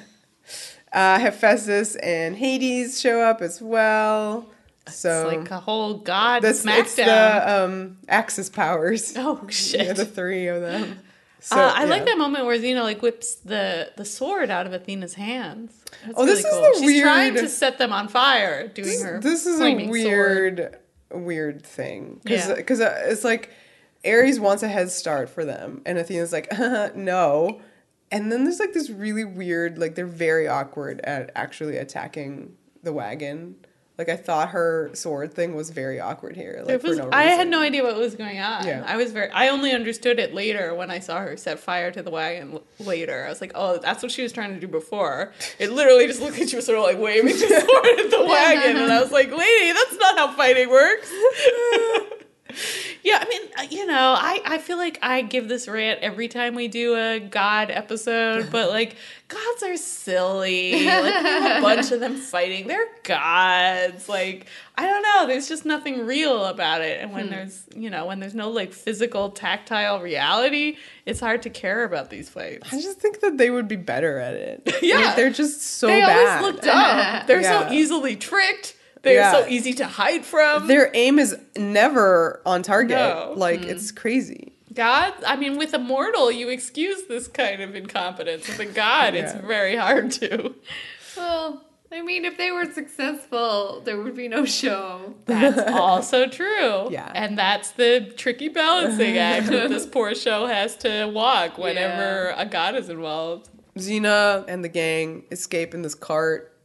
This is where the Renee like stand-in is really awkward in the back. Oh, yeah. Oh no, I Like, didn't notice this. So like, you know how she like jumped up all like, I'm ready to I'm go. on the cart. Yeah. When on the cart, like her person has to like keep their head down. Oh. So she's just like sitting there, kind of like just not She's doing anything, writing. but hiding her face. She's writing in her scroll. That's Oh, the stand-in? okay. She's hunched yeah, over. there's a stand-in. The stand-in was doing No, this? the- No. I mean, like later she's you explaining. see. She's explaining I'm why. saying why the stand-in is hunched Yeah, it's over. so Oh, yeah. bad. That's the silly really inopportune. Yes. She's like, oh, gotta write get this down right up now. to this very last Just moment. whip it out. Yeah. I'll just take this moment to do a little writing. It's not like anything important's happening right now. So we have this like I don't know, useless moment where Joxer's walking through the forest and he's like, I like this. okay, then you talk about it. Well, yeah, it's just a really nice wide shot. He's alone. No one's thinking about him. He's kind of just left behind by the plot. And he suddenly realizes, like, that he knows where the plot is. And he goes to look for it. He doesn't know what's going on. He's not part of it. Yeah, he's just but this like, poor bystander. How did he just figured it out because he remembered what it was? He remembered what Gab said in the tavern, that she was going to the ocean. And he's like, oh, I can find them. I can help them. He's this helpless person. Okay. I just think that we it. could have gone straight from last time seeing him in the tavern to him running Just up to the bushes. there. You could. You don't necessarily need this scene to understand what's happening. Yeah. But I liked, it's like 2 seconds. It's a reminder that this episode is, in a way, from Joxer's perspective. Right, yeah. He's filming it. And, he's such a little dude in the scheme of things. And the whole end of it is actually from his narrator. Right, he takes point over of view, from the scroll. from Gabrielle. So everything that we see is his version of events, even though he wasn't part of all of it. I like it. I like Joxer in this mode of sort of being serious, but also sort of inadequate. Like, I feel it. I like when he's just like this little figure walking in the woods, like in that wide shot. I was like, this poor guy, he's lost. He's not where the action is. He's the Xander of this scenario. Yeah. Okay, so the wagon. There's a lot going on there. Ares, once again, starts being like, hey, only I can help you.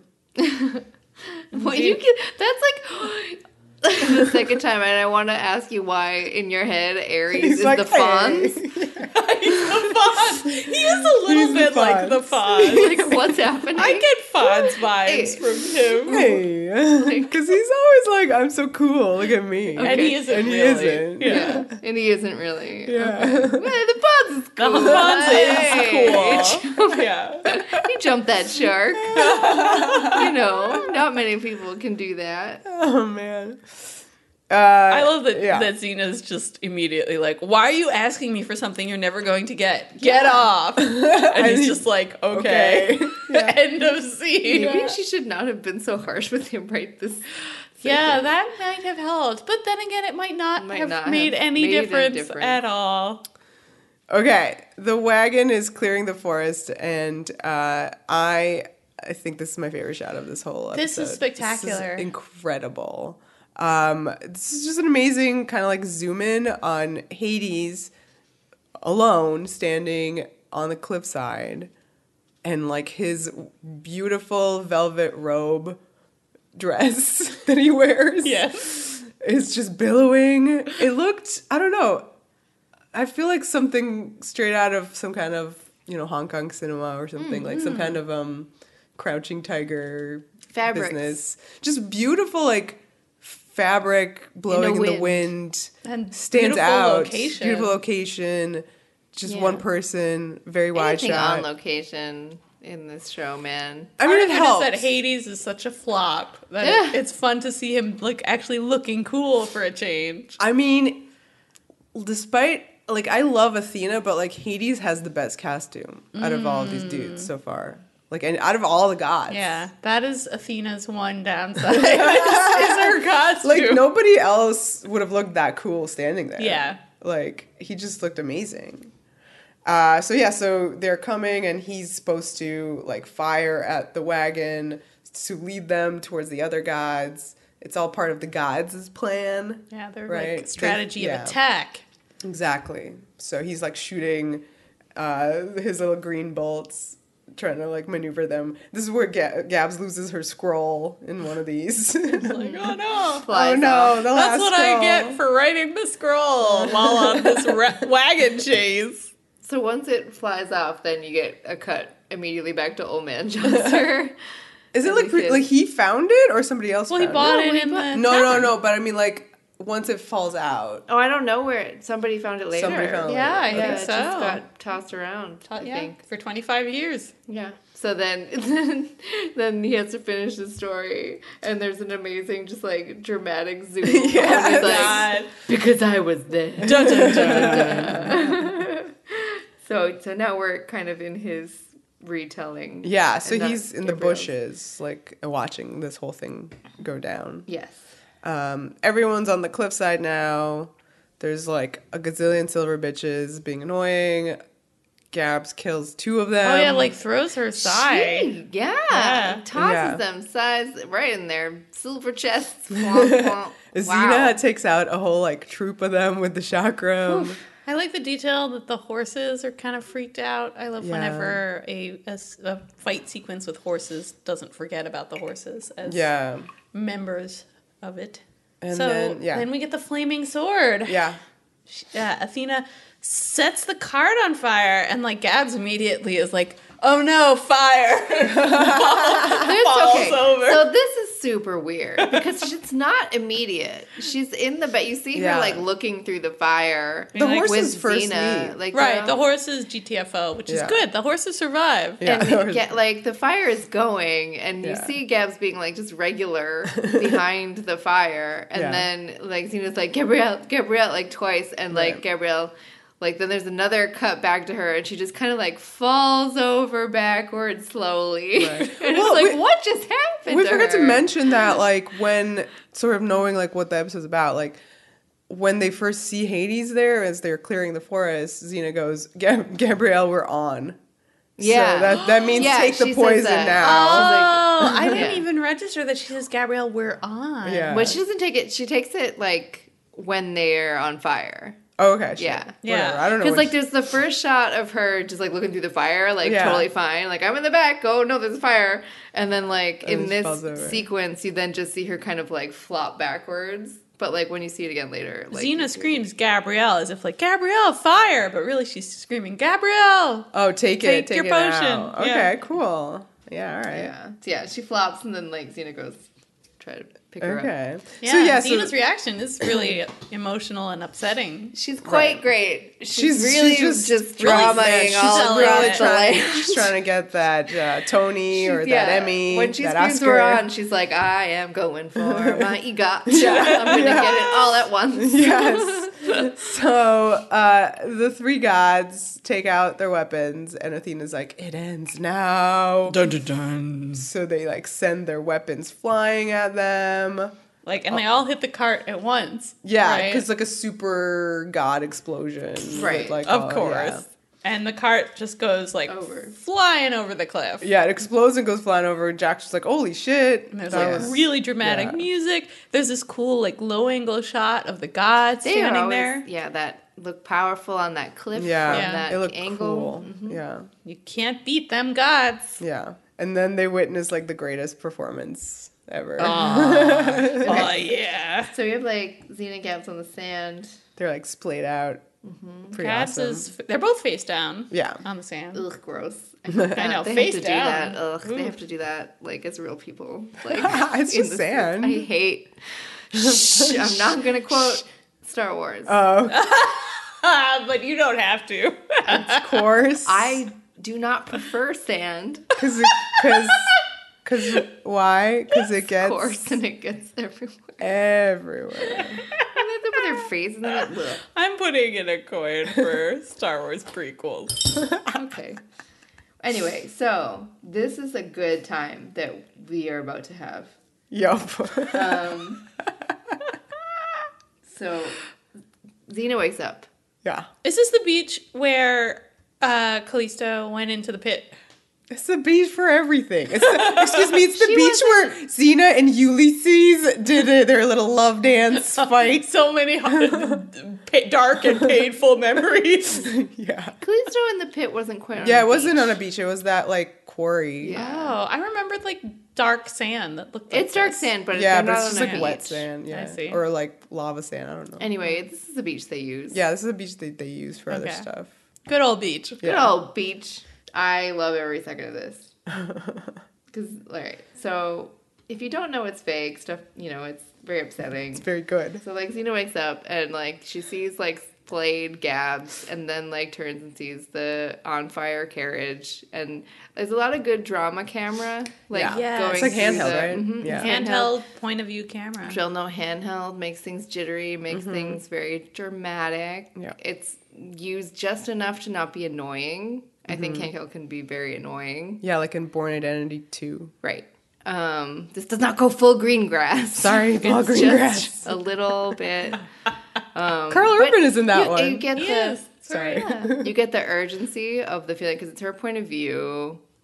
Technically, you're supposed to be very concerned and freaking out because she's looking for Eve in this fiery wreckage. This baby is dead, like in this fiery carnage. Awful. That's so dark. It's very dark shit. So she's basically like, Gabs, Eve, Gabs, Eve. And then Athena says the prophecy has been shattered. Yeah. And then Xena screams, "No!"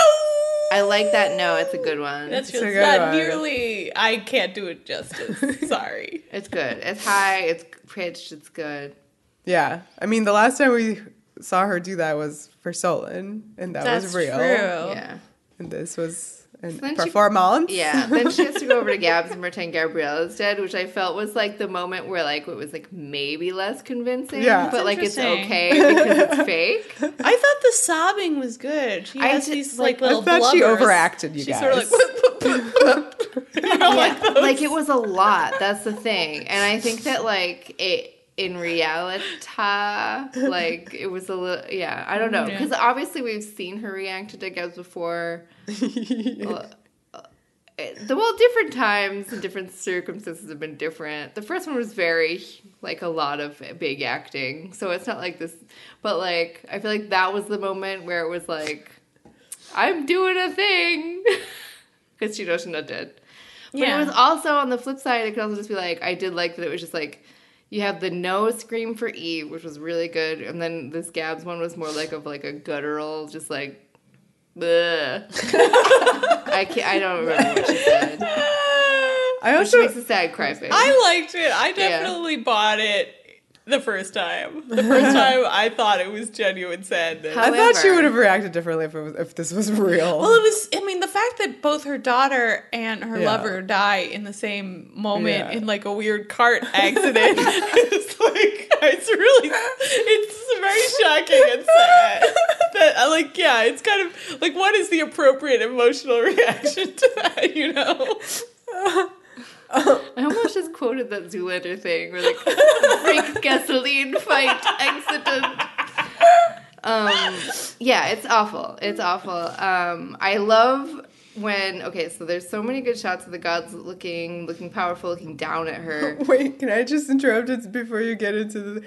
Yes, and then you have this really bizarre shot of Joxer, like the gods are in the background looking down, and then you see him in the foreground run just left to right, or like right to left. It gets a little closer. So you could be like, he's also looking down. You can see it. But like, it was just really odd. I did like, I mean, you do keep getting his perspective because he is telling the story, so you do see that he is seeing it. So he's Again, always like, we didn't need I that know, shot but of him You're running. cutting back to make sure that he knows. So you see when Xena goes over to Gabrielle, he's like, "Oh no," you can see that he's.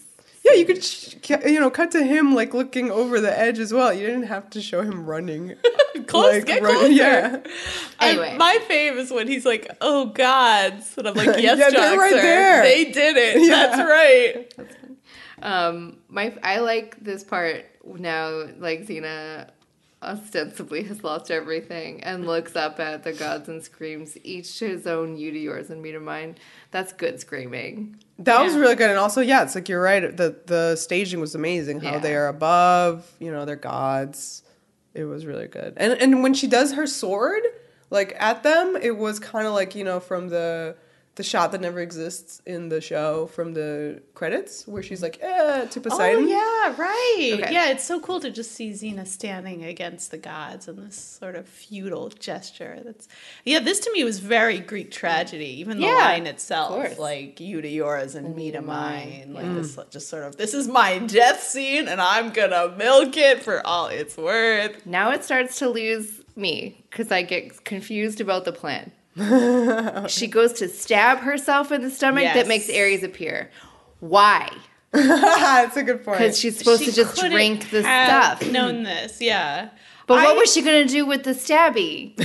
What the fuck? This is why I hate episodes where everything is supposed to be a plan, because obviously they couldn't have planned on that. She wasn't gonna stab herself. She was gonna drink this. Wait, maybe she would have been like, I'm gonna say, wait a second, never mind. I have poison. Yeah. So she could have changed her mind as well. Halfway through the stabbing. That wouldn't look suspicious at all. I'm angry about this because it doesn't make any sense. She knew Ares would stop her at the last possible second. Yeah. But why does she want him to be there? She just needs to drink the stuff. No. She just needs to be... She thought it would be more believable if he was there, because the gods know... I mean, that's actually true, because his reaction is so extreme that it convinces everybody that she has really died.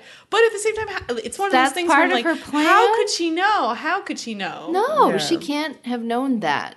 And I hate that. Like, I would be okay with her assuming that Ares would show up in a situation where she's about to die, but the idea that she would actually threaten to stab herself... it doesn't need to be there. He doesn't need to be there. She just needs to drink the stuff, and Octavius needs to show up 2 seconds later like he does. The gods just fuck off, and Octavius rolls up, and they would have grabbed the bodies and left. What the fuck is this stabbing thing? What the hell? What is this? She's just so into it. She's like, the drama overtook. She started improving, okay?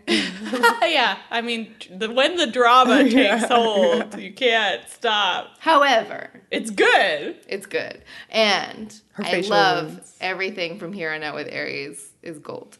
And her face is very good as well. Because I love Ares, unlike other people. He's good here. He's good here. He's good. Yes. This last stuff with him is great. Yeah. So, but anyway, it was such an elaborate plan that, I don't understand what that move was. I mean, here's me trying to speak, in favor of the plan. I think the fact that he is there freaking out because she's died probably helps to sell the whole illusion. Mm-hmm. I can see how they might want that, and I'm sure Xena would consider the idea that Ares, would show up where all the other gods are, and that he would want to do something like this. But it's just, the idea that she could turn a sword on herself, and in that half second of, being about to stab herself, being like, I'm sure Ares is gonna come.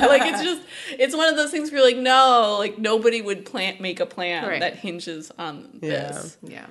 Okay. Well, he's arrived.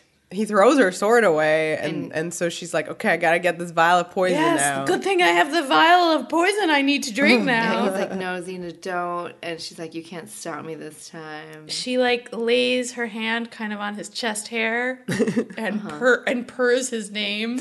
She's like, Ares. It's over. Yeah. And then she drinks the poison. Well, she says, join your family, tell them it's a package deal, they get me too. Mm-hmm. So, I mean, she needed him. She needed him to do all this shit. She wanted him to go be like, I'm dead. I think she needed him to sell it. Yeah. But I think it's not a good move. It's not. It just doesn't It was risky. feel... Yes, it was risky. It was a mistake. Yeah, it was a huge mistake in the long run. Well, that's kind of that's the best part of sort of this episode, because that's the one the one thing that's really real. Yeah, I mean, it's the one interesting thing. It's Xena isn't actually in charge of how this goes down. Mm-hmm. So the gods are like, it's done, and they poof away. Yeah. And then Jaxer runs to the bottom of this cliff onto this beach. And Jaxer runs onto the beach. And I like this shot because you don't see the teleporting happening. You see sort of the blue effects. It's happening kind of behind the camera. And you hear the effect. And then when he actually arrives there, only Xena's left. You see that Ares has already teleported Gabs away. Yeah. That was really cool. Yeah. It's really meaningful that I mean, we'll talk about it, but Yeah. that Aries has not forgotten about Gabs. Right. And this grief tantrum Yeah. that he has. So, like, yeah, when you first kind of reveal what Joxer's seeing, it's just Aries, and he has dead Xena in his arms, and he's Oh my god, I love it. silently just, like, poofs away. The wide shot, like still with the flaming cart in the foreground, is really spectacular. Yeah. Really beautiful shot. I love Aries lifting up Xena. It looks good all the time. Yeah. Kevin Smith said that he went to a con and got the cruds and had a flu and Oh, was, like, goodness. really weak and had to hold her up and was all like, obviously I can very do it. strong. But you know what? It kind of works. Like, I feel like he does have a sort of, like, pinched look in the episode. scene. Well, I thought that was the acting. Yeah, so it works for him, the working through the sickness. I do like how she flops, like, Yeah, in his very arms. realistic. Like, she has, like, a death, like, gasp, like, like, she looks like a thing. It's very good. I also like, this is a bit of a bookend that Joxer drops to his knees, mourning them. Like, this is, like, fallen angel stuff. Oh, yeah. We're back to that. That's right. Yeah. Yeah. He takes off his hat, which is something he also did. Yeah. I believe in fallen yeah, angel. you're right, you're right. Yeah. Yeah. Wow. Good point. Okay, so Octavius rolls up and With he's the like, pizzas. Yeah. Well, no, Oh my God. He actually doesn't have the He doesn't have pizzas. the He pizzas because he knew. knew. So he was like, hey, so how was the production? Was everyone very good? Was there a standing ovation? And Jackson's like, what? What? They're all dead and gone. And he's like, what? James Jackson, is don't like- you know? It was all fake. And then produces Eve, which is the ultimate signal that, of course, not all was what it seemed. LOL, whoops, everything has gone awry. Right, then we come back to the future and Old Man Joxer and the kids are like, what? What? We just watched a whole episode of Xena in which everyone died, just like so many other episodes of Xena. Are you telling us this is not that kind of episode of Xena? He's like, no, this is the one where they had a plan all along. Oh, yes, that other kind of episode of Xena. Yeah, then you get like all the clippy-doos of them doing the plan. Oh my god, yes. Essence of death. Oh, I see. Yeah, Essence of Death was the tears that Yes. Xena collected yes. in the big scene. It was the only thing that could simulate their deaths to the gods. So what's that about? I don't know. If you drink death tears, you seem dead. For a bit? How For a long does bit. it last? Do they know how long She said it lasts? was last for a little bit. A little And bit. then they would wake up. Like, they were supposed My to wake question up after a is, little bit. wouldn't the gods catch on eventually that they're not dead? Like, what was their next plan? Were I they don't going into know. witness protection? I think, They yeah. would have caught on, yeah. Yeah. But it would have, but it sets, having done that, makes the Twilight start happening. Like, that is. That's true. So the gods so- would have begun to... So that's what Xeno's like, great. Whatever that means, they're gonna die. I need the So it's Twilight to fine. happen, Yeah. so let's kill off the gods by Yeah. simulating my death. Yeah, so, like, regardless, like, that's kind of, I think, what her goal was with Okay, this. I accept that. We So, see yeah. that Gabs got captured on purpose, which was very Yeah. obvious. Yes, that was the most obvious. It was the perfect cover, the perfect advantage. But one thing happened that they couldn't have predicted. Wait, before you say what that was, can we Yes. talk about, like, the dumbest one, which was Yes. during the Celeste Tears campfire scene, you had, like, Octavius switch yeah. out the baby, Oh, and it was the gee. stupidest thing We I've did ever not seen. need to see that. That was the That's dumbest when- thing with yeah. the stupid dummy The from dummy Hephaestus. Yeah. And once again, you're kind of like, you're Emperor of Rome. Why are you lurking behind the bushes, waiting for someone to hand you a baby? Nice, and he wants He's a nice to guy, be their Emperor, friend. okay? Nice guy. Not all Roman emperors. Okay, so Yeah. yes, they had everything as a part of the plan except for one thing. Oh, but wait, also the Gabs flop. We'll never find Look, out. Gab's flop. That when they show you Gabs drink the poison, Oh, yeah, to that explain, flops. or not the poison, the essence The of tears. death to flop over backwards. Yeah. Yeah, that explains why that looked so strange. So yes, the one thing they couldn't have predicted is that Ares took them before Yes. Octavius arrived. Yes. I mean, a couple things about this. Oh, so many. A, if Xena is so psychic, so as to know that Ares will show up, stop her from killing herself, set her up for this great death scene. Sure. Why doesn't she consider the idea that Ares might do this also? I think it's because she does not fully believe that he loves her. I think that even though she banked on it in She Amphipolis. banked on like feelings or whatever, but she didn't bank on like legit crazy like love shrine. Don't think that she could have in any way envisioned the following scenario. Like, even though she envisioned some pretty complicated scenarios. Like, I don't know that she would have wanted to let him in on it. Yeah. If indeed she wanted him to appear so that he could go tell the gods about the package deal or whatever, even though they could see her, I just don't think that she, in a million years, would have thought that he would have done what he is about to do. It's bonkers. Very love crazy. It's bonkers. It's a bonkers thing. And I think that's really, like, I love that is, like, the flaw in her big plan, is that she just... real feelings. Yeah, is that she just does not get that he has these that real he could feelings. do something this dramatic over her death. Right, that she does get it, but she doesn't get it. Mm-hmm. You know what I mean? Yeah. She thinks he'll stop her from killing herself if he can. Right. But that, it won't go further than that. But, like, so, like... Once she's removed from him, he can't get what he wants, She always thought his love was so selfish. Like, he wants something out of her. If she's dead, he can't get it. And maybe in her perspective, like, his interest will be gone. He'll be like, well, but actually, it's love. Right. He's interested even after her death. He's obsessed.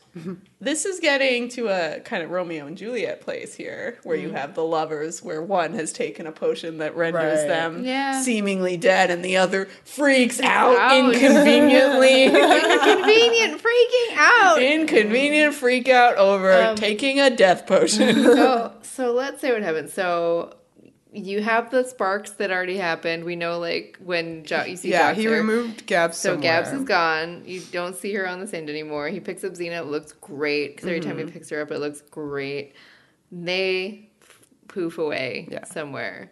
And then we see him bringing her into the Fortress of Solitude. Fortress of Solitude funeral home. Okay.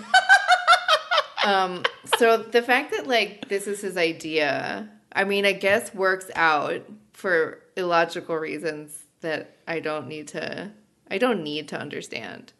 But, like, why ice cave coffin? It's beautiful. Sure.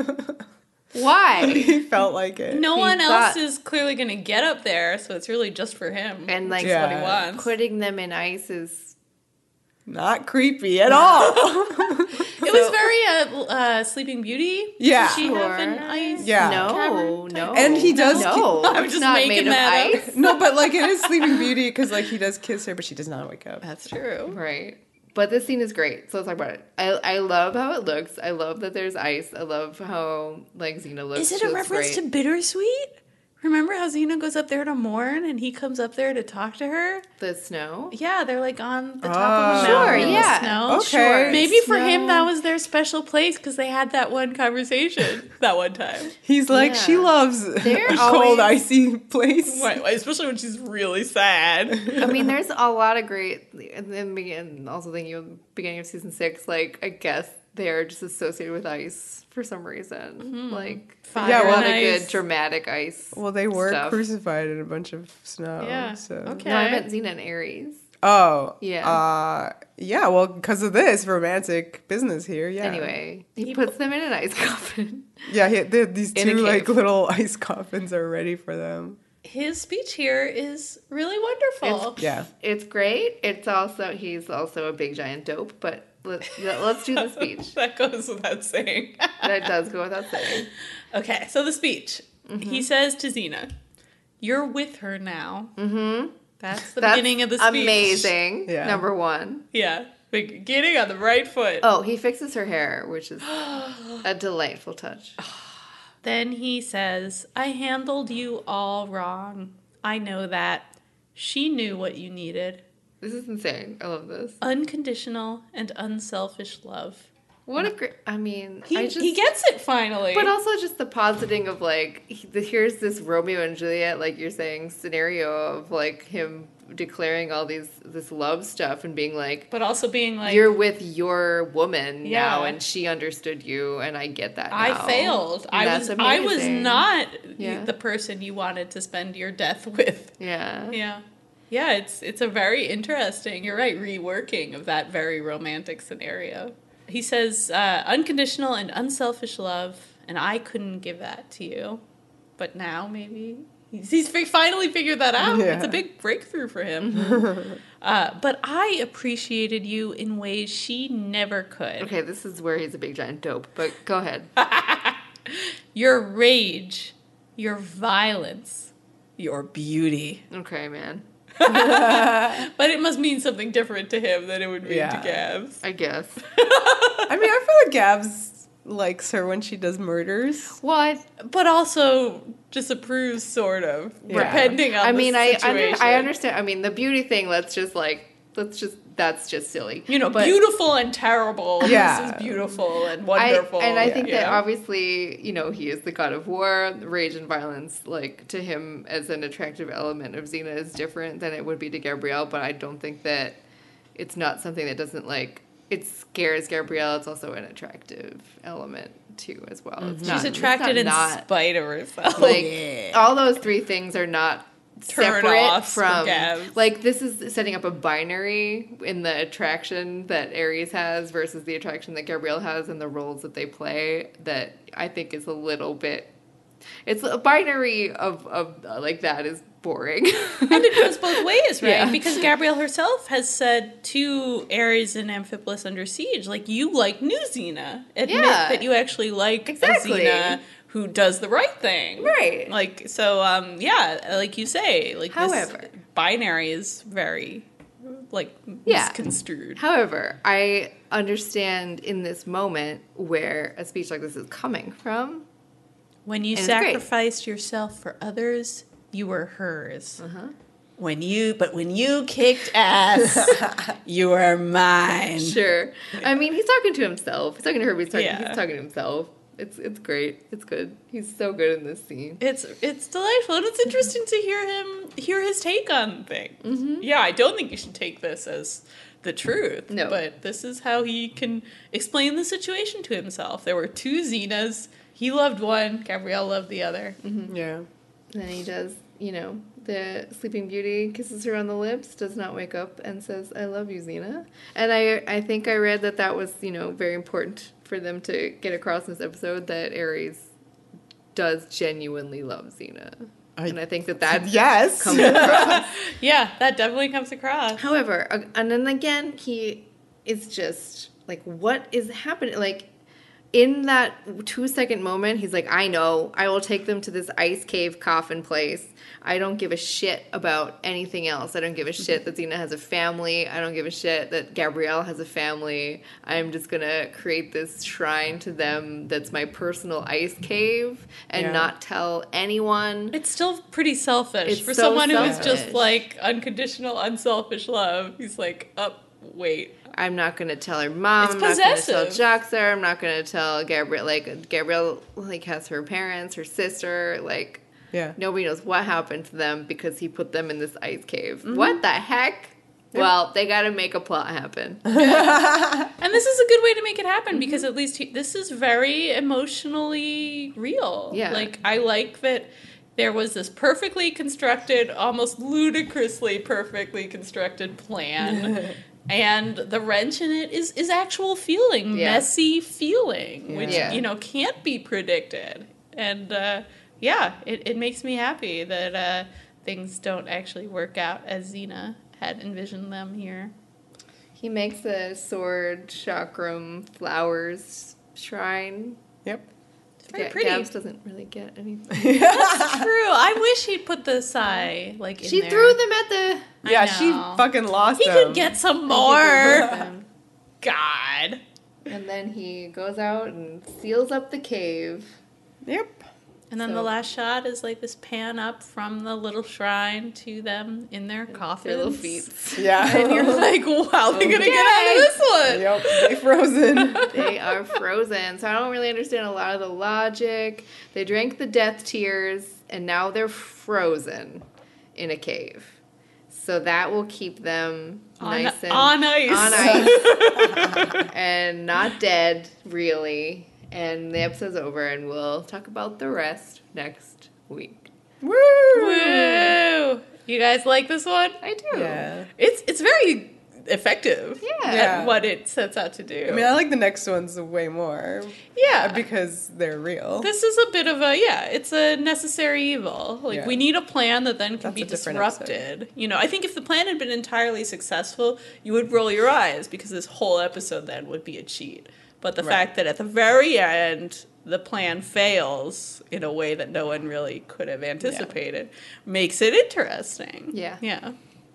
Do you like that this the structure of this episode was based off of Titanic? I saw that. Yeah, Carl Ellsworth in an interview said that, you know, since this was a hot way of structuring a movie at the time, having a character narrating from the future, he thought he'd do that with Old Man Joxer as a way of introducing What? Yeah. the 25 years later. Yes.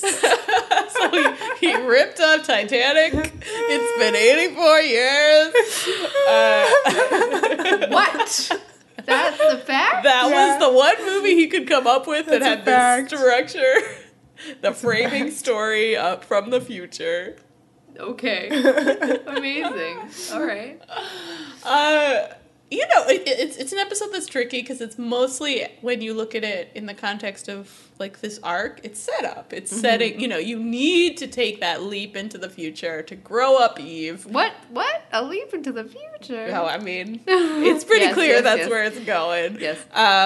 It's a way of solving some story problems more than it is like an interesting story in and of itself. Yeah. So it's actually pretty impressive that it's a good episode. Yeah. It's not boring. It's actually very, very upsetting the first time you see it. Yeah. And even the second, if you can trick your brain. And it has these really amazing moments, Yeah. like that scene with Celesta, which I think is quite emotional, even if it is at essence, in its actual reason for being, it's a manipulation. Yeah, it's a fun episode, like, just generally, like, not, if you're just not thinking about all those points, just on the whole, it's super fun. And then even with the, you know, frustrations that you have with it being fake, I think it's still, because you get these great performances, I just like watching that, so that's what makes it good for me. Yeah. Like, regardless of where the emotion's coming from, I just like watching these great scenes. So yeah, it's good. Yeah, Vera, I feel like you're the one who's most annoyed by these kind of scenarios where Xena isn't. Yeah, You know? that's my like least favorite thing is like I hate when the hero is just so smart all the time. Well, and is not. It's like this. The hero is not like ever like vulnerable, and I fully believed watching the episode like the first time that it was real. I mean, like, until like both Eve and Gabs were dead, like that's when you were like, wait, this is a little. Wait a minute. This is a little bit weird. A lot. What's happening? But I would have been okay with like just that part being, you know, like It's set just up. it. I Like think I didn't if want all of it to be like. I think the whole thing could have worked if like at least half the episode were just them being increasingly panicked by Sure. gods chasing them. The fact that the entire episode is sort of their plan, Yeah. I think kind of robs it of a certain Right. something in rewatches. Yeah. The plan needed to be smaller. Yeah, because And I yeah. wanted to enjoy the plan in and of itself is clearly something you only do when you are in a desperate scenario. When you look back at the episode, you realize that the actual desperation kicked in, like in Jackson's voiceover, where he's like, the gods kept attacking them after Egypt and Thebes. face, you're like, I wanted to see that. I Yeah. wanted to see the Yeah. moment where Xena said the only thing we can do is this. Right. Like, you kind of see it in the scene with the Fates when But she it's the realizes what they need to do.